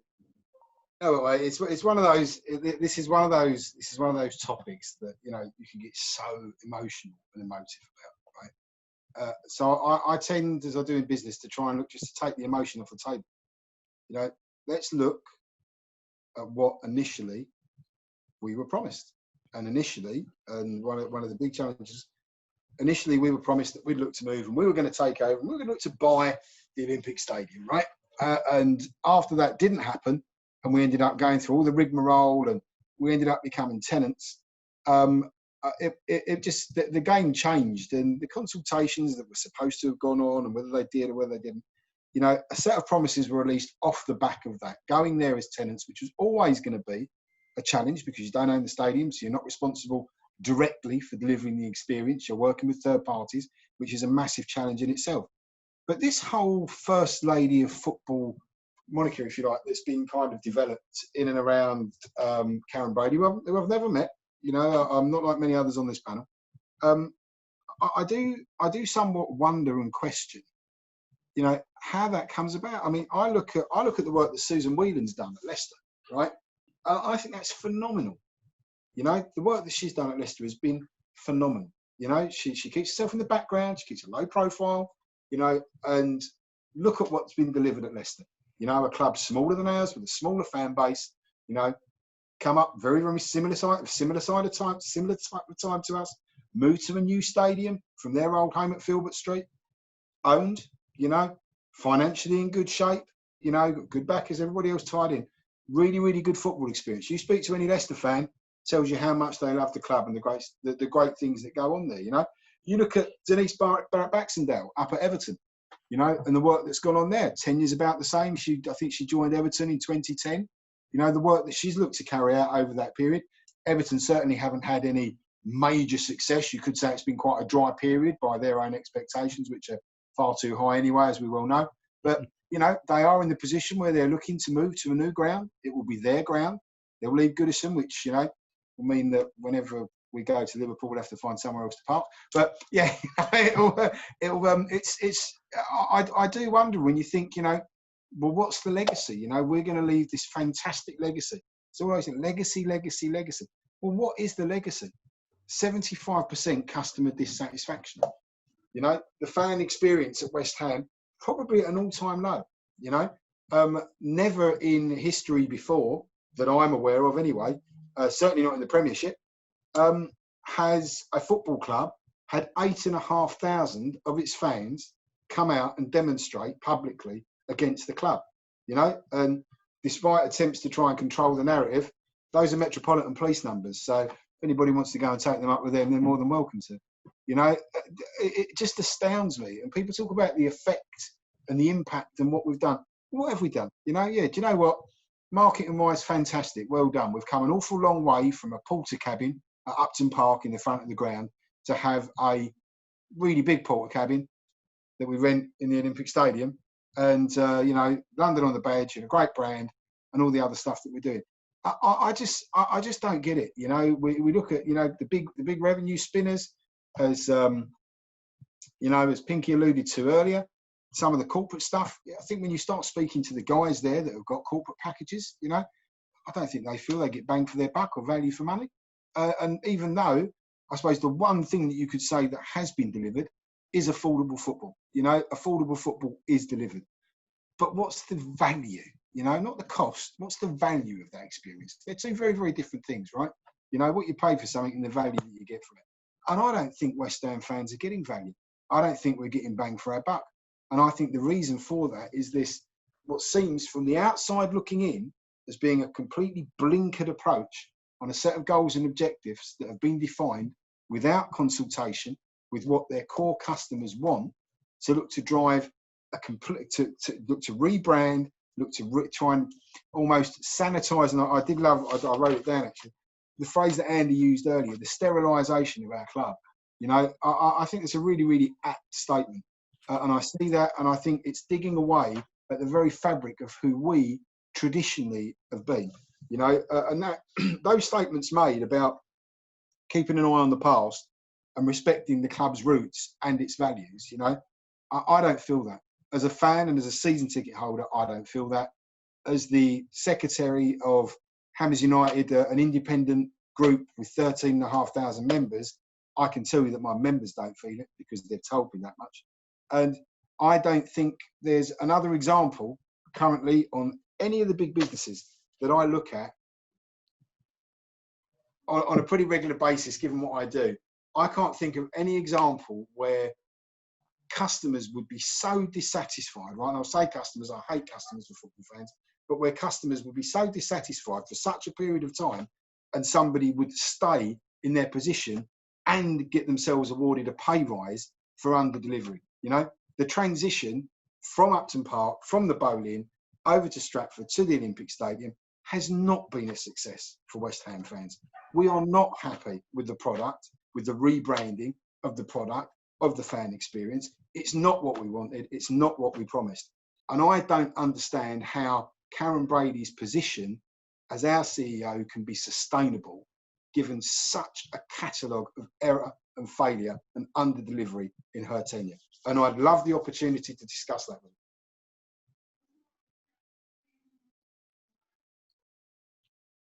her. think you're You're on on mute. mute. Sorry, I'm off now.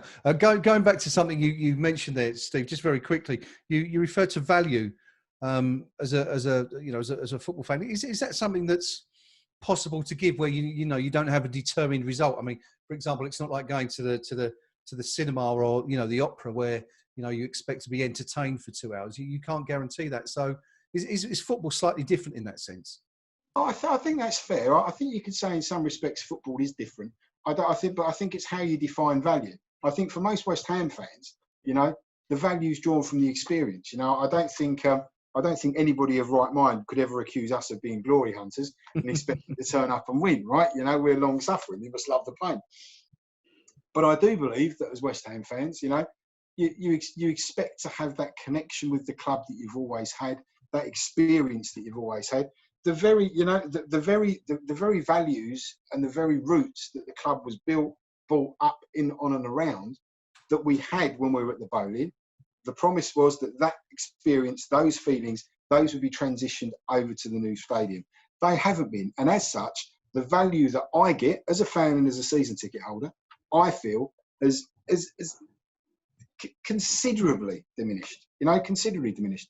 And my season ticket, price-wise, for me personally, I think it's reasonable. I think it's reasonable. I don't think it's an incredibly high amount of money, but the whole experience for me, I know Pinky alluded earlier to world-class travel links, but it's a nightmare. I thought the days of football fans being herded, kind of ended when the specials finally were retired, and we could get decent trains or decent cars up.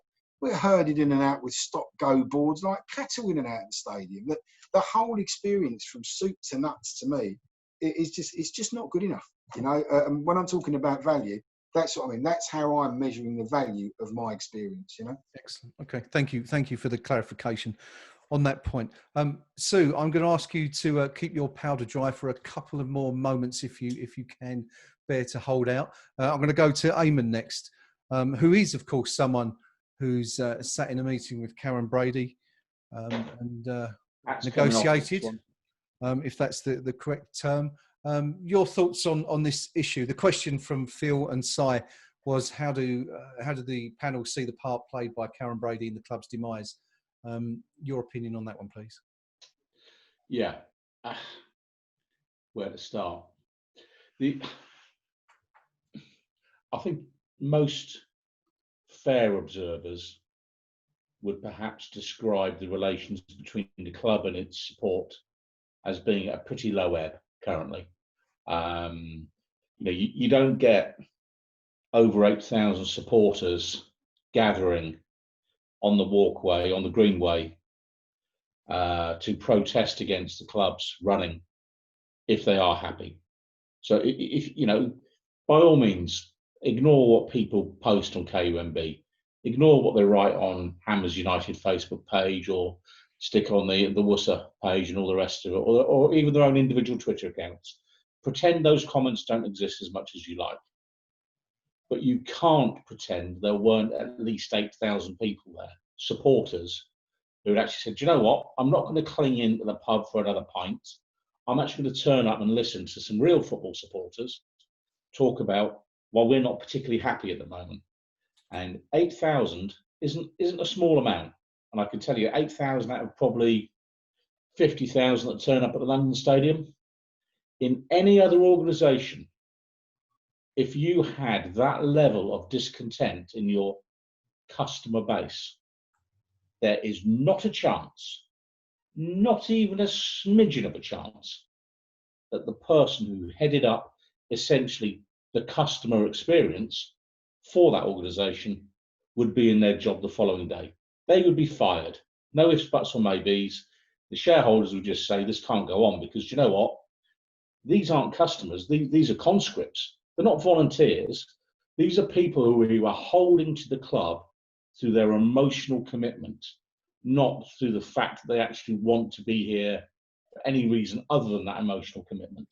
And Karren has to have a long, hard look at her performance in that, in terms of what was either directly promised or alluded to in terms of what we were going to get.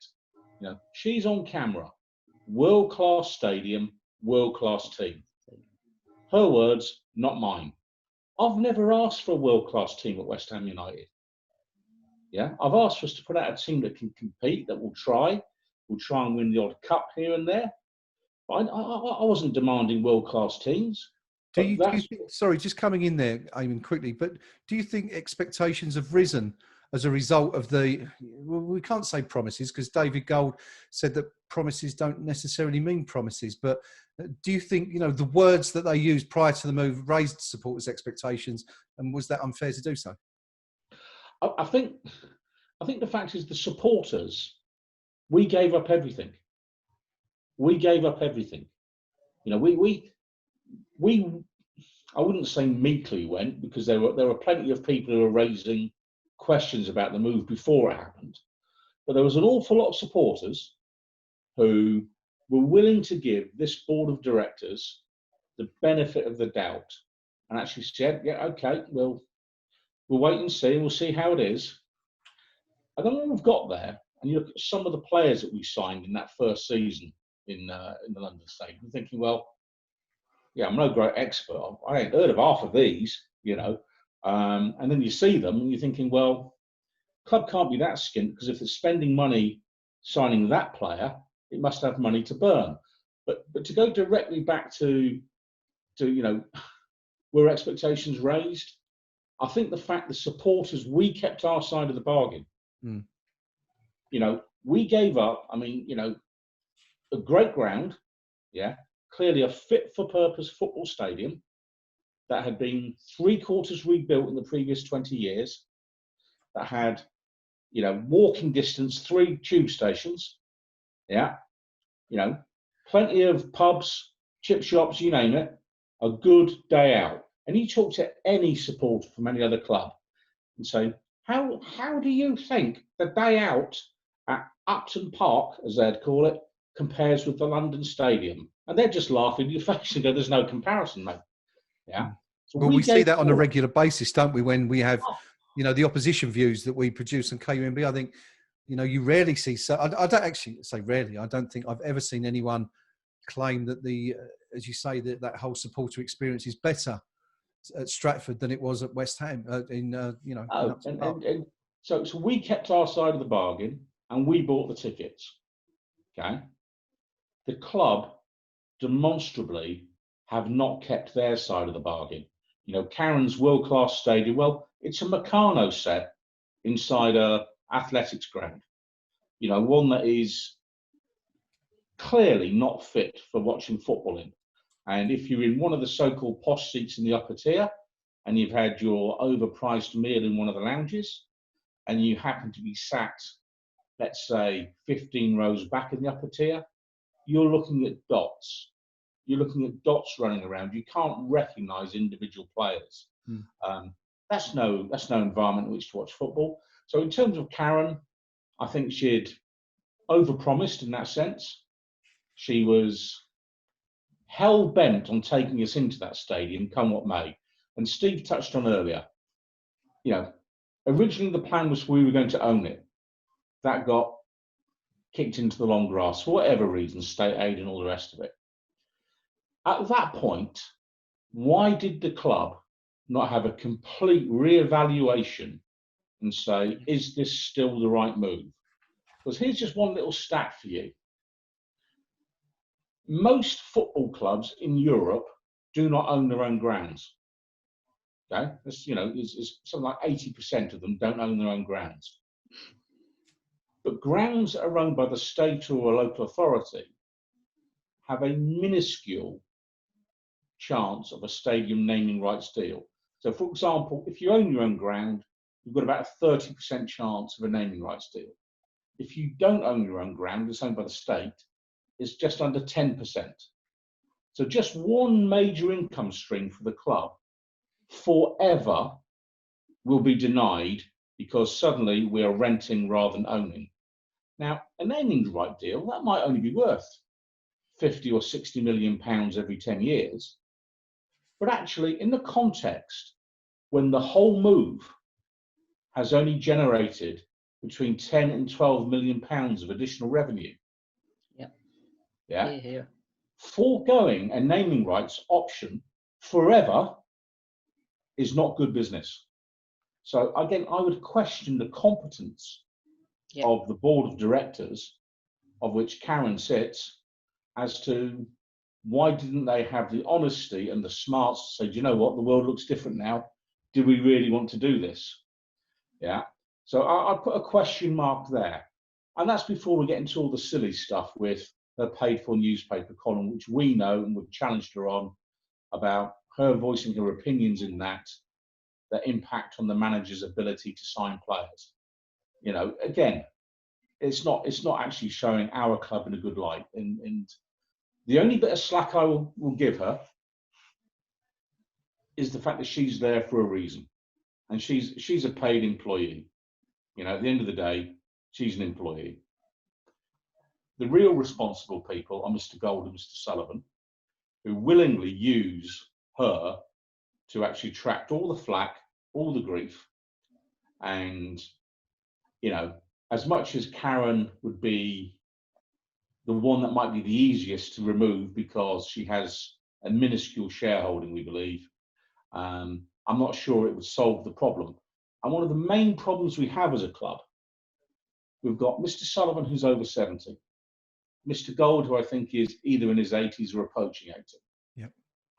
God forbid, and I don't wish ill health on anybody, but if either of those or both of those gentlemen became incapacitated, you know, mentally due to maybe having a stroke or something like that, do we actually think Lady Brady has the commercial acumen, the footballing knowledge, the understanding of the way the game really works, and the credibility to run the club in their absence in the way that other chief executives around the country would do for their owners?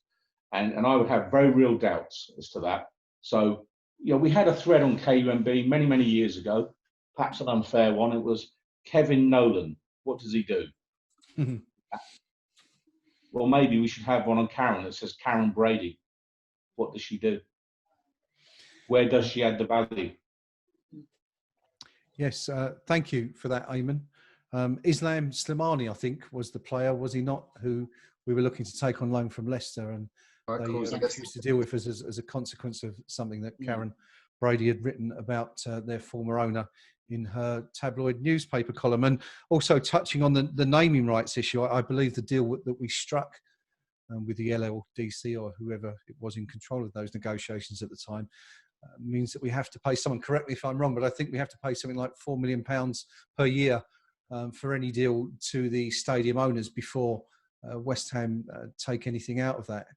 Yeah. So yeah, I mean, you mentioned the fact that you have a 30% chance if it's privately owned, and only a 10% chance if it's a state-owned stadium of procuring a deal. Then, you know, it makes it look even worse in those circumstances. But Sue, you have spoken. You know, we spoke earlier about a block at the club who seems to be preventing a lot of these good ideas from being pursued and passed. I'm kind of guessing you're thinking this might be our vice chair. Would I be correct in that assumption? You would. And I mean, I'm kind of reminded of a very old saying, which is somebody that knows the cost of everything, but the real value of nothing.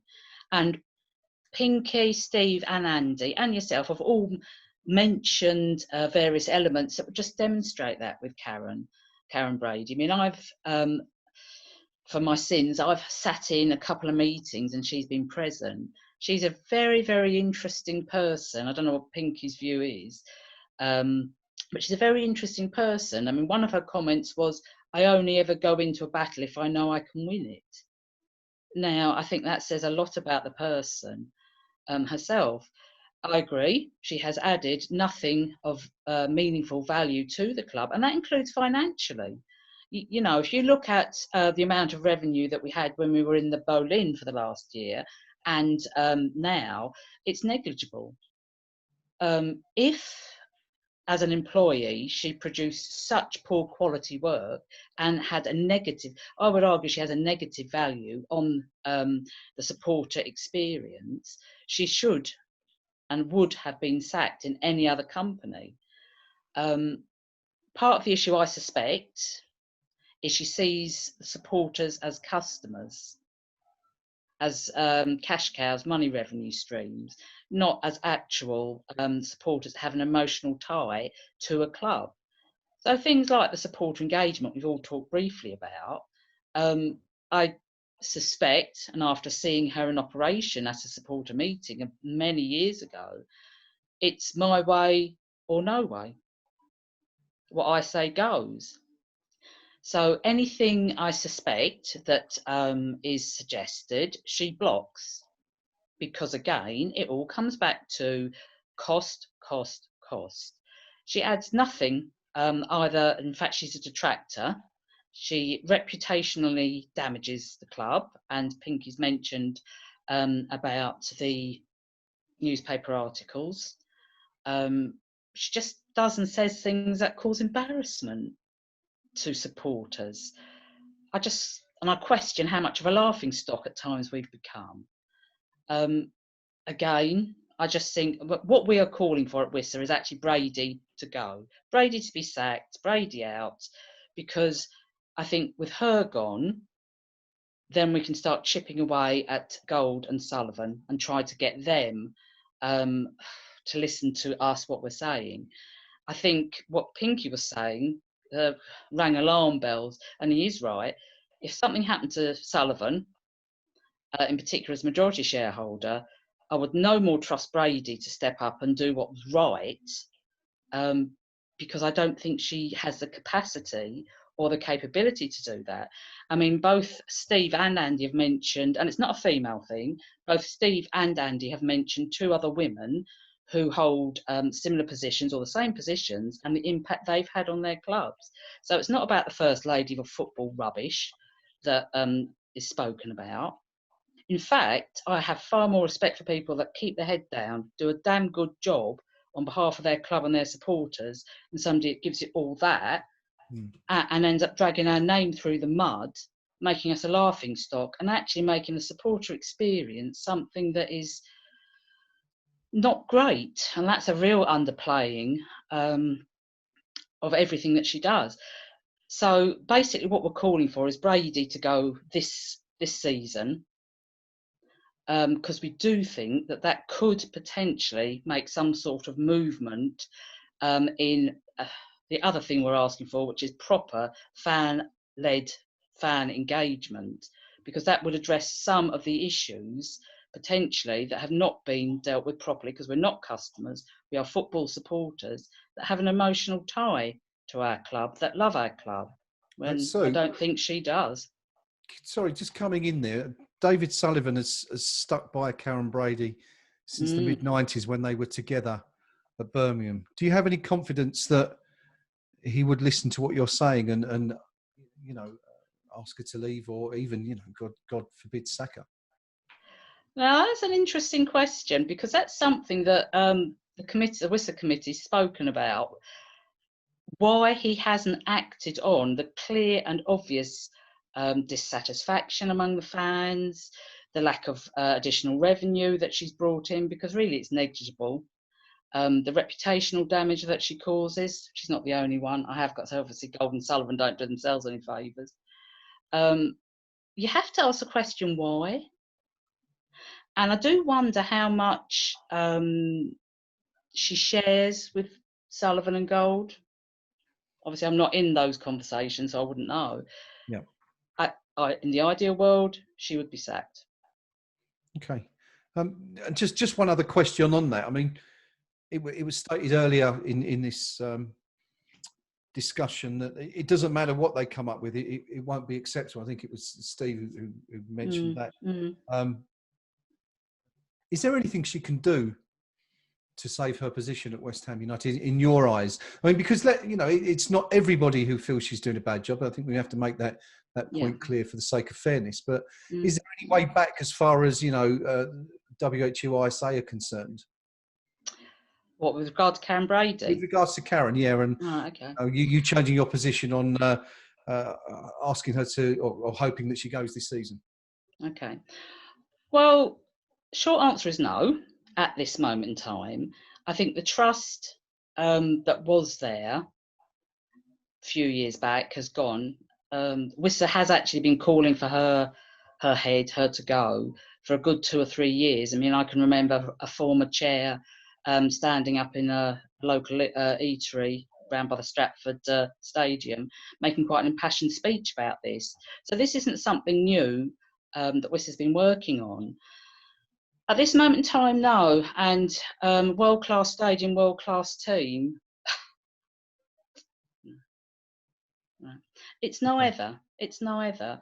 It's not a football stadium. Even with the squared off stands, it's not a football stadium.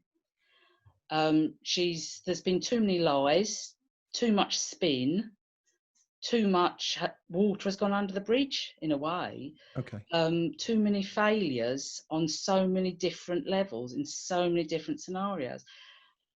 What we need is a full-time or a very experienced CEO that focuses on getting it right for the supporters, for West Ham United, looking at directors of football, academies, scouting. We've all talked about this over a long period of time, but it starts with somebody that has the will and the desire to do this because it's the right thing to do, and I'm not sure that that's Karren Brady. Okay, thank you very much. I'm going to just touch on, Andy, I'll come to you if I may, just for Hammers United's view on this. Do you think Karren Brady can redeem herself in your eyes anyway, or is it simply a case of there's too much water passed under that particular claret and blue bridge already? I think any position that Hammers United give on anything always has to be guided by our members. So I know that doesn't answer your question, and I can give you my personal opinion, and it's not the opinion of Hammers United, but my personal opinion is that I don't think there's any way back for Brady, Gold, or Sullivan. I'm personally of the opinion that all three of them need to leave the club, and the reason that I think that is that they're just not considerate people in terms of, they might be considerate people in their personal lives. What I mean is they're not considerate in terms of this business they have for the people who I think should be at the heart of the business. I don't think anything that they do suggests that they are. Hammers United's position in terms of what its members think at the moment is clear, that its members, as you said, attended a march to show their discontent with the owners and with Karren Brady, and that position won't change unless our members instruct us otherwise. Okay, great stuff. I'm just going to come to the other guys on the panel very quickly for your own personal opinions on this. Steve, do you see any way back for Karren Brady? Couldn't she do anything to redeem herself now? You know what, mate? I'm a bit like Jermaine Defoe back in the day, right? I'm a huge Rocky fan. And, Rocky Balboa was capable of some comebacks, mate. He really was, against steroid-induced giant Russians and, fighting Mr. T and all sorts of stuff. It would be one of the most glorious, amazing comebacks ever. It would probably be a tremendously romantic swan song and a great way to finish her tenure. But, I, as my other half will tell you, I'm really not much of a romantic. I'm much more of a realist and a pragmatist. And for me, I think her position's almost become unsustainable. And when you lose, I love the old saying, Rome is the mob, and when you lose the mob, you lose Rome and Rome falls. And I kind of feel that's where we are. The mob's been lost. We're in a position where something needs to change. I personally would love to see, a dignified exit, and I think it should be dignified, a dignified exit. And isn't West Ham an amazing prospect for somebody to come in and take on as a turnaround project? Look at the fan base, look at the capabilities, look at what we've got globally. It's incredible. We're still in the top 20 where we are. We do have a stadium that if we could work on it in a location and those bits and pieces, we all know it could be so much more. And maybe I'm discovering myself. Does that make me a new romantic if I kind of find that here and there? I'm not sure. But surely there's got to be better there's got to be people out there with a track record. And I always look to track record, you know, and that's one thing that's always frustrated me about this tenure, you know, and these, you know, these self-promoted titles, you know, that track record just isn't there. You know, where are the wins? Where is the success? Where are these statements that are made? Where are they validated? Where's the experience? Where's the validated commercial acumen to back all of this stuff up? You know, I'm at liberty to get drawn into, you know, kind of it's very, very easy, I find, for us as a fan base to go down that role and personally criticise what Karren does. But one thing that I think is a question that is valid is, how do you find the time to run our club, given your vast array of other commitments? And surely somebody needs to look at the amount of time available, you know, because a lot of the things that she does and the way she wants to drive women in business and a lot of that stuff, commendable stuff. Nobody's going to argue with that. Commendable stuff. Great. Perhaps, you know, perhaps it's time to focus more on that, because clearly that's where your passion lives, because your passion certainly doesn't live with us, because if it did, it wouldn't be this huge disconnect, would there? Yeah. Okay, thank you Sorry, very much. can I just say, sorry, Of course, Greg, so, yeah, can I just say 100%, Steve, 100% with you on that. The amount of, I think she put out something a little while back, so many hours here, so many hours there. Our club deserves better. We deserve better than that. Okay, great stuff. Thank you, Sue. Thank you, Steve. Eamon, just very quickly on this issue, has Karren Brady's ship sailed now? Is her position entirely untenable? In the eyes of supporters, yes, of course, but we don't get a vote.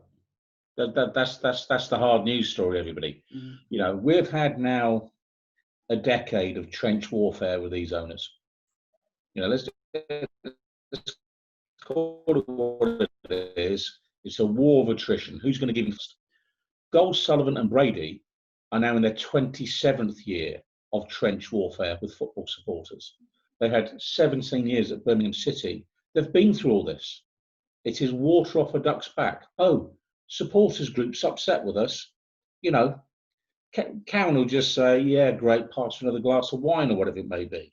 Yeah. So us all being saying she doesn't do a good job, you know, there's no rapport with supporters, there's no empathy with supporters. Mr. Sullivan and Mr. Gold know that. That's precisely why they employ her in that position. Because they don't care. They genuinely don't care. Yeah, because if they did care, they would do something about it. Because the problem, it's not a secret. We're not actually revealing state secrets here, which is, you know, front page of the national newspaper. Hammers fans aren't big fans of Karren. You know, I mean, this isn't news to anybody. But still the machine rumbles on. And whilst we would all dearly love to see her exit stage left, you know, and we're all reasonable people. Look, she can leave graciously and just say, I'm off to pursue other interests, and then the club hires someone that knows what they're doing. But that isn't what the shareholders of the club want. The shareholders want someone there to take the flak on their behalf, or they do the bits that they want to do. And in Mr. Gold's case, he just wants to sit in the director's box and watch a team play. In Mr. Sullivan's case, he loves the cut and thrust of trading players, doing deals with agents and so forth. Yeah. And he just delegates the responsibility of dealing with the minions, i.e. the supporters, to someone that he bungs £1.2 million a year and it was damn off the club's funds to. And so, well, you look after that lot, I'm not interested in any of that. And that's, I'm afraid, is where we're stuck. Because she's not going anywhere anytime soon. They're not going anywhere anytime soon. Because, as I say, they've had 27 years of this. They are old hands at this. And believe you me, they all play their part. They all know what they're doing. It's a well-worked routine. And the three of them are tight as a drum on the things that matter to them. Yes, there'll be things they have disagreements about, but on the real core things that matter to them, they will be tight as a drum. And I don't see Mr. Sullivan asking Lady Brady to depart. I don't see Lady Brady volunteering to depart. I think they'll just sit there until Mr. Sullivan gets his deal, whatever it may be, over the line sometime in March 2023, or maybe a little bit after that. And then they'll say, do you know what? The COVID kind of did for us, blah, blah, blah. Then they'll go. And just one thing that I would just caution everybody on, the sting in the tail, and it goes back to the opening topic that we had.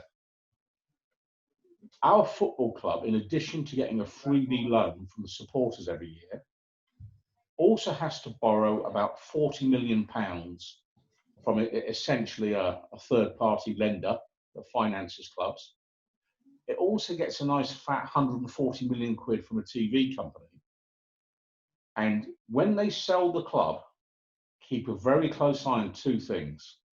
How much working capital remains in the club, and how much the club owes to other clubs for football players. Because what you'll find is the new owner, in addition to giving, I think Liverpool University valued the club at £248 million.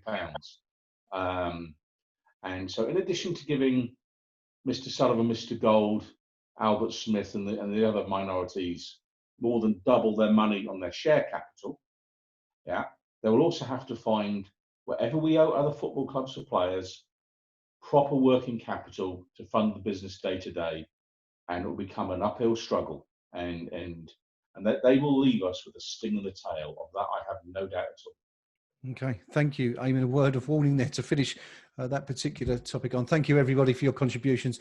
I am painfully aware that we have gone on a little bit longer than we had initially planned. We talked about this, didn't we, at the start? And here we are, 2 hours in, and we're still only halfway through the questions that I would have liked to put to you. Perhaps we can come back to this again for a part 2 at some point in the very near future. But I'm quite keen to wrap up now. So I'm going to ask you 2 final questions for this particular session. And the first one is, and again, if you can respond in a reasonably speedy fashion, that would be greatly appreciated, because I know at least one of our panel has to depart very, very soon. So my penultimate question for this particular panel is this. It comes from Trevor Toohig via the Hammers United Facebook group. And he says, following the recent meetings, do you feel the board are beginning to listen to supporters, or are they just paying lip service while continuing to run the club in an aloof and inappropriate fashion? Now, obviously, we've discussed quite a bit of this, but Andy, let me come to you first again, my friend. Do you sense any movement from the board in since you've been negotiating with them in the last few months, and do you see a positive outcome?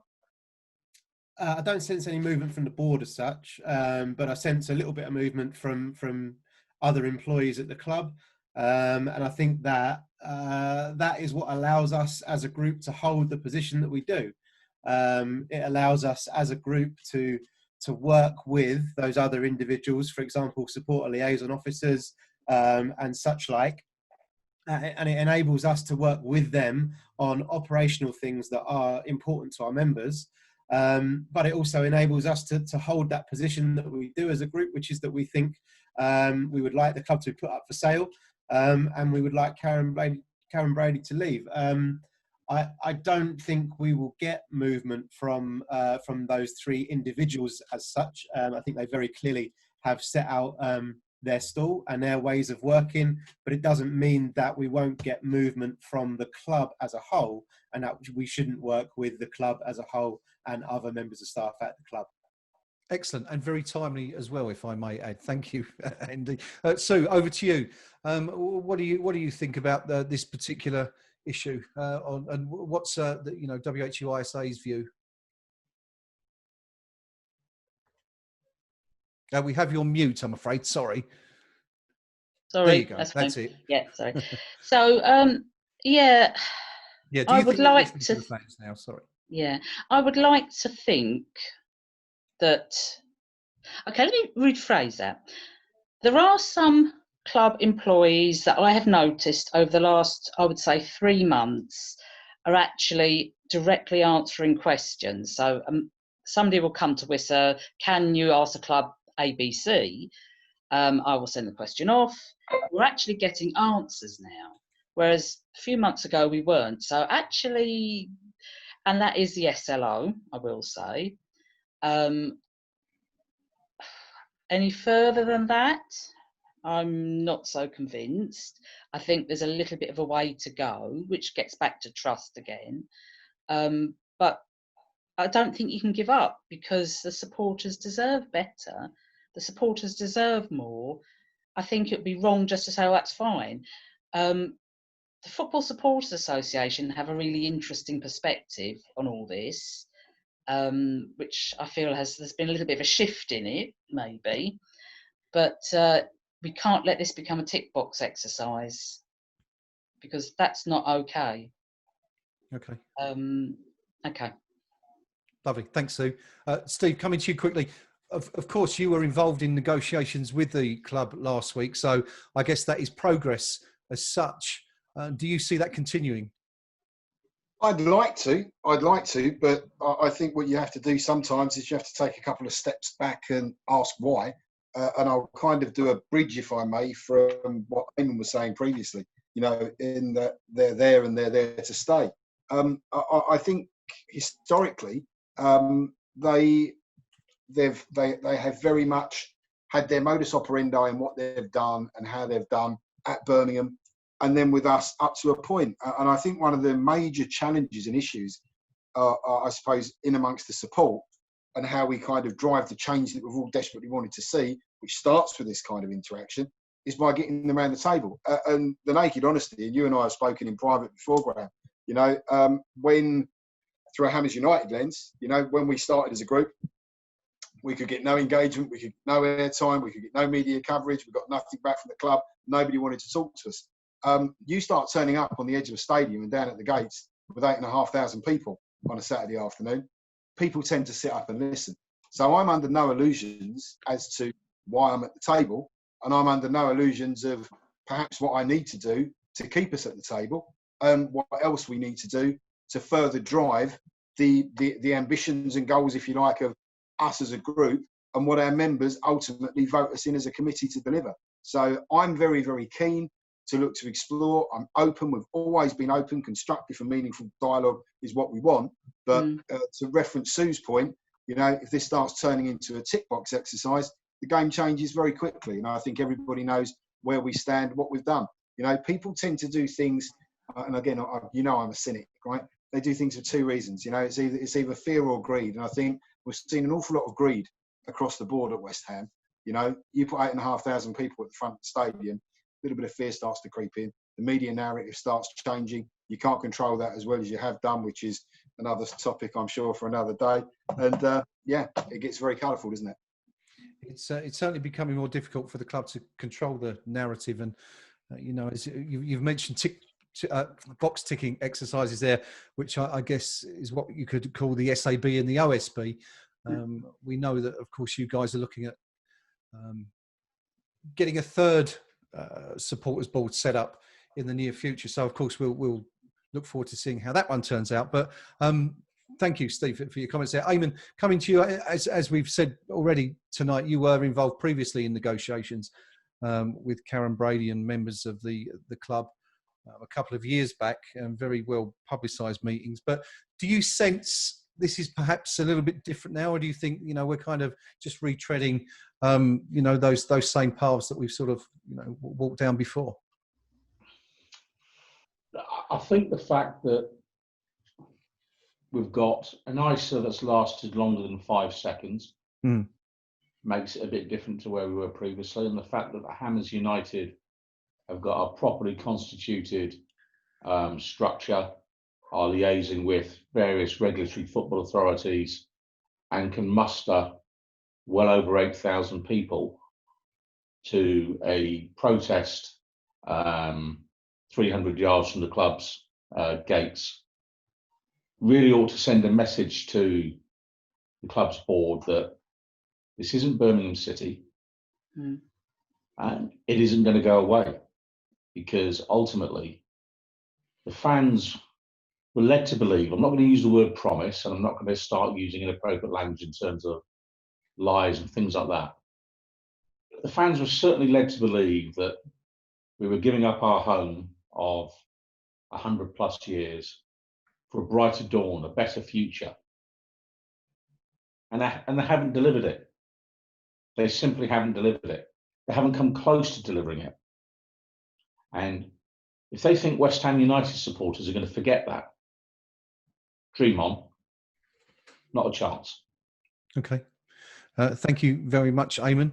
I'm going to actually wrap up now. I did say that was going to be the penultimate question, but we're going to make it the final one because I am concerned with how long we are going on here. We're about 2.25 hours in now, so we've done pretty well. I think I've had my money's worth out of you all so far tonight. So we're going to wrap it up there. Perhaps we'll come back at another point in the near future for a part 2 of this, and I'm sure people will have lots more. I still have a series of questions that I could have put to you, but we just haven't had the time. So maybe we'll do it again before too long.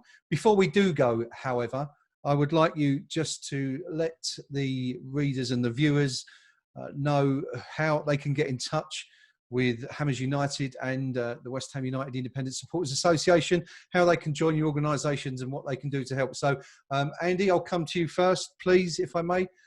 How can people get in touch with HU and how can they become involved? hammersunited.com website, and you can join up on the website. There's a contact us section on the website where you can let us know any of your thoughts or any questions that you might have. We also have our Facebook page, so just search Hammers United on Facebook and on Twitter as well. Excellent, thank you very much. Sue, same question to you regarding WHUISA. So WHUISA.org, and there is a join button on every page. Obviously, we have our Twitter account. Just a quick plug, it's a virtual AGM for the obvious reason, but we are looking to expand our committee. So if anybody out there is interested in joining the committee, please do contact us, WHUISA.org, more than welcome. Excellent, thank you very much. Eamon, would you like to give the KUMB Forum a quick plug while we're on the subject? Absolutely, yeah. Come along, chat all as much nonsense as the rest of us, yeah, and give your opinions on Moyes in or out, or whatever it may be, yeah. There's some good football chat on there. There's some bad football chat on there, but it's a place where, as long as you stay within the rules of the forum, you get to say your bit, and maybe there's a lesson there for the club. Yeah. Thank you for that. Thank you to our panel this evening. Thank you, Steve and Andy from Hammers United, to Sue from the West Ham United Independent Supporters Association, and Eamon from Knees Up Mother Brown. Of course, all the guys here do contribute to the forum at KUMB, the Hammers United and WHUISA. So you can always go and ask questions on there if you're looking for an alternative way of contacting them, bar the channels that the team have obviously put forward already. I would just like to say thank you to everyone for tuning in this afternoon, or in this morning, as it may well be by the time this is published. If you do have any questions, let us know on the KUMB forum or by emailing us. You can email me, actually, editor@kumb.com, if there's anything you'd like to ask or you have any questions. But as I say, we may well do this again in the near future. But thank you, as it is, to everyone who's tuned in, and we'll see you all again soon. And I suppose we've got to say it, haven't we, before we all go? Come on, you Irons.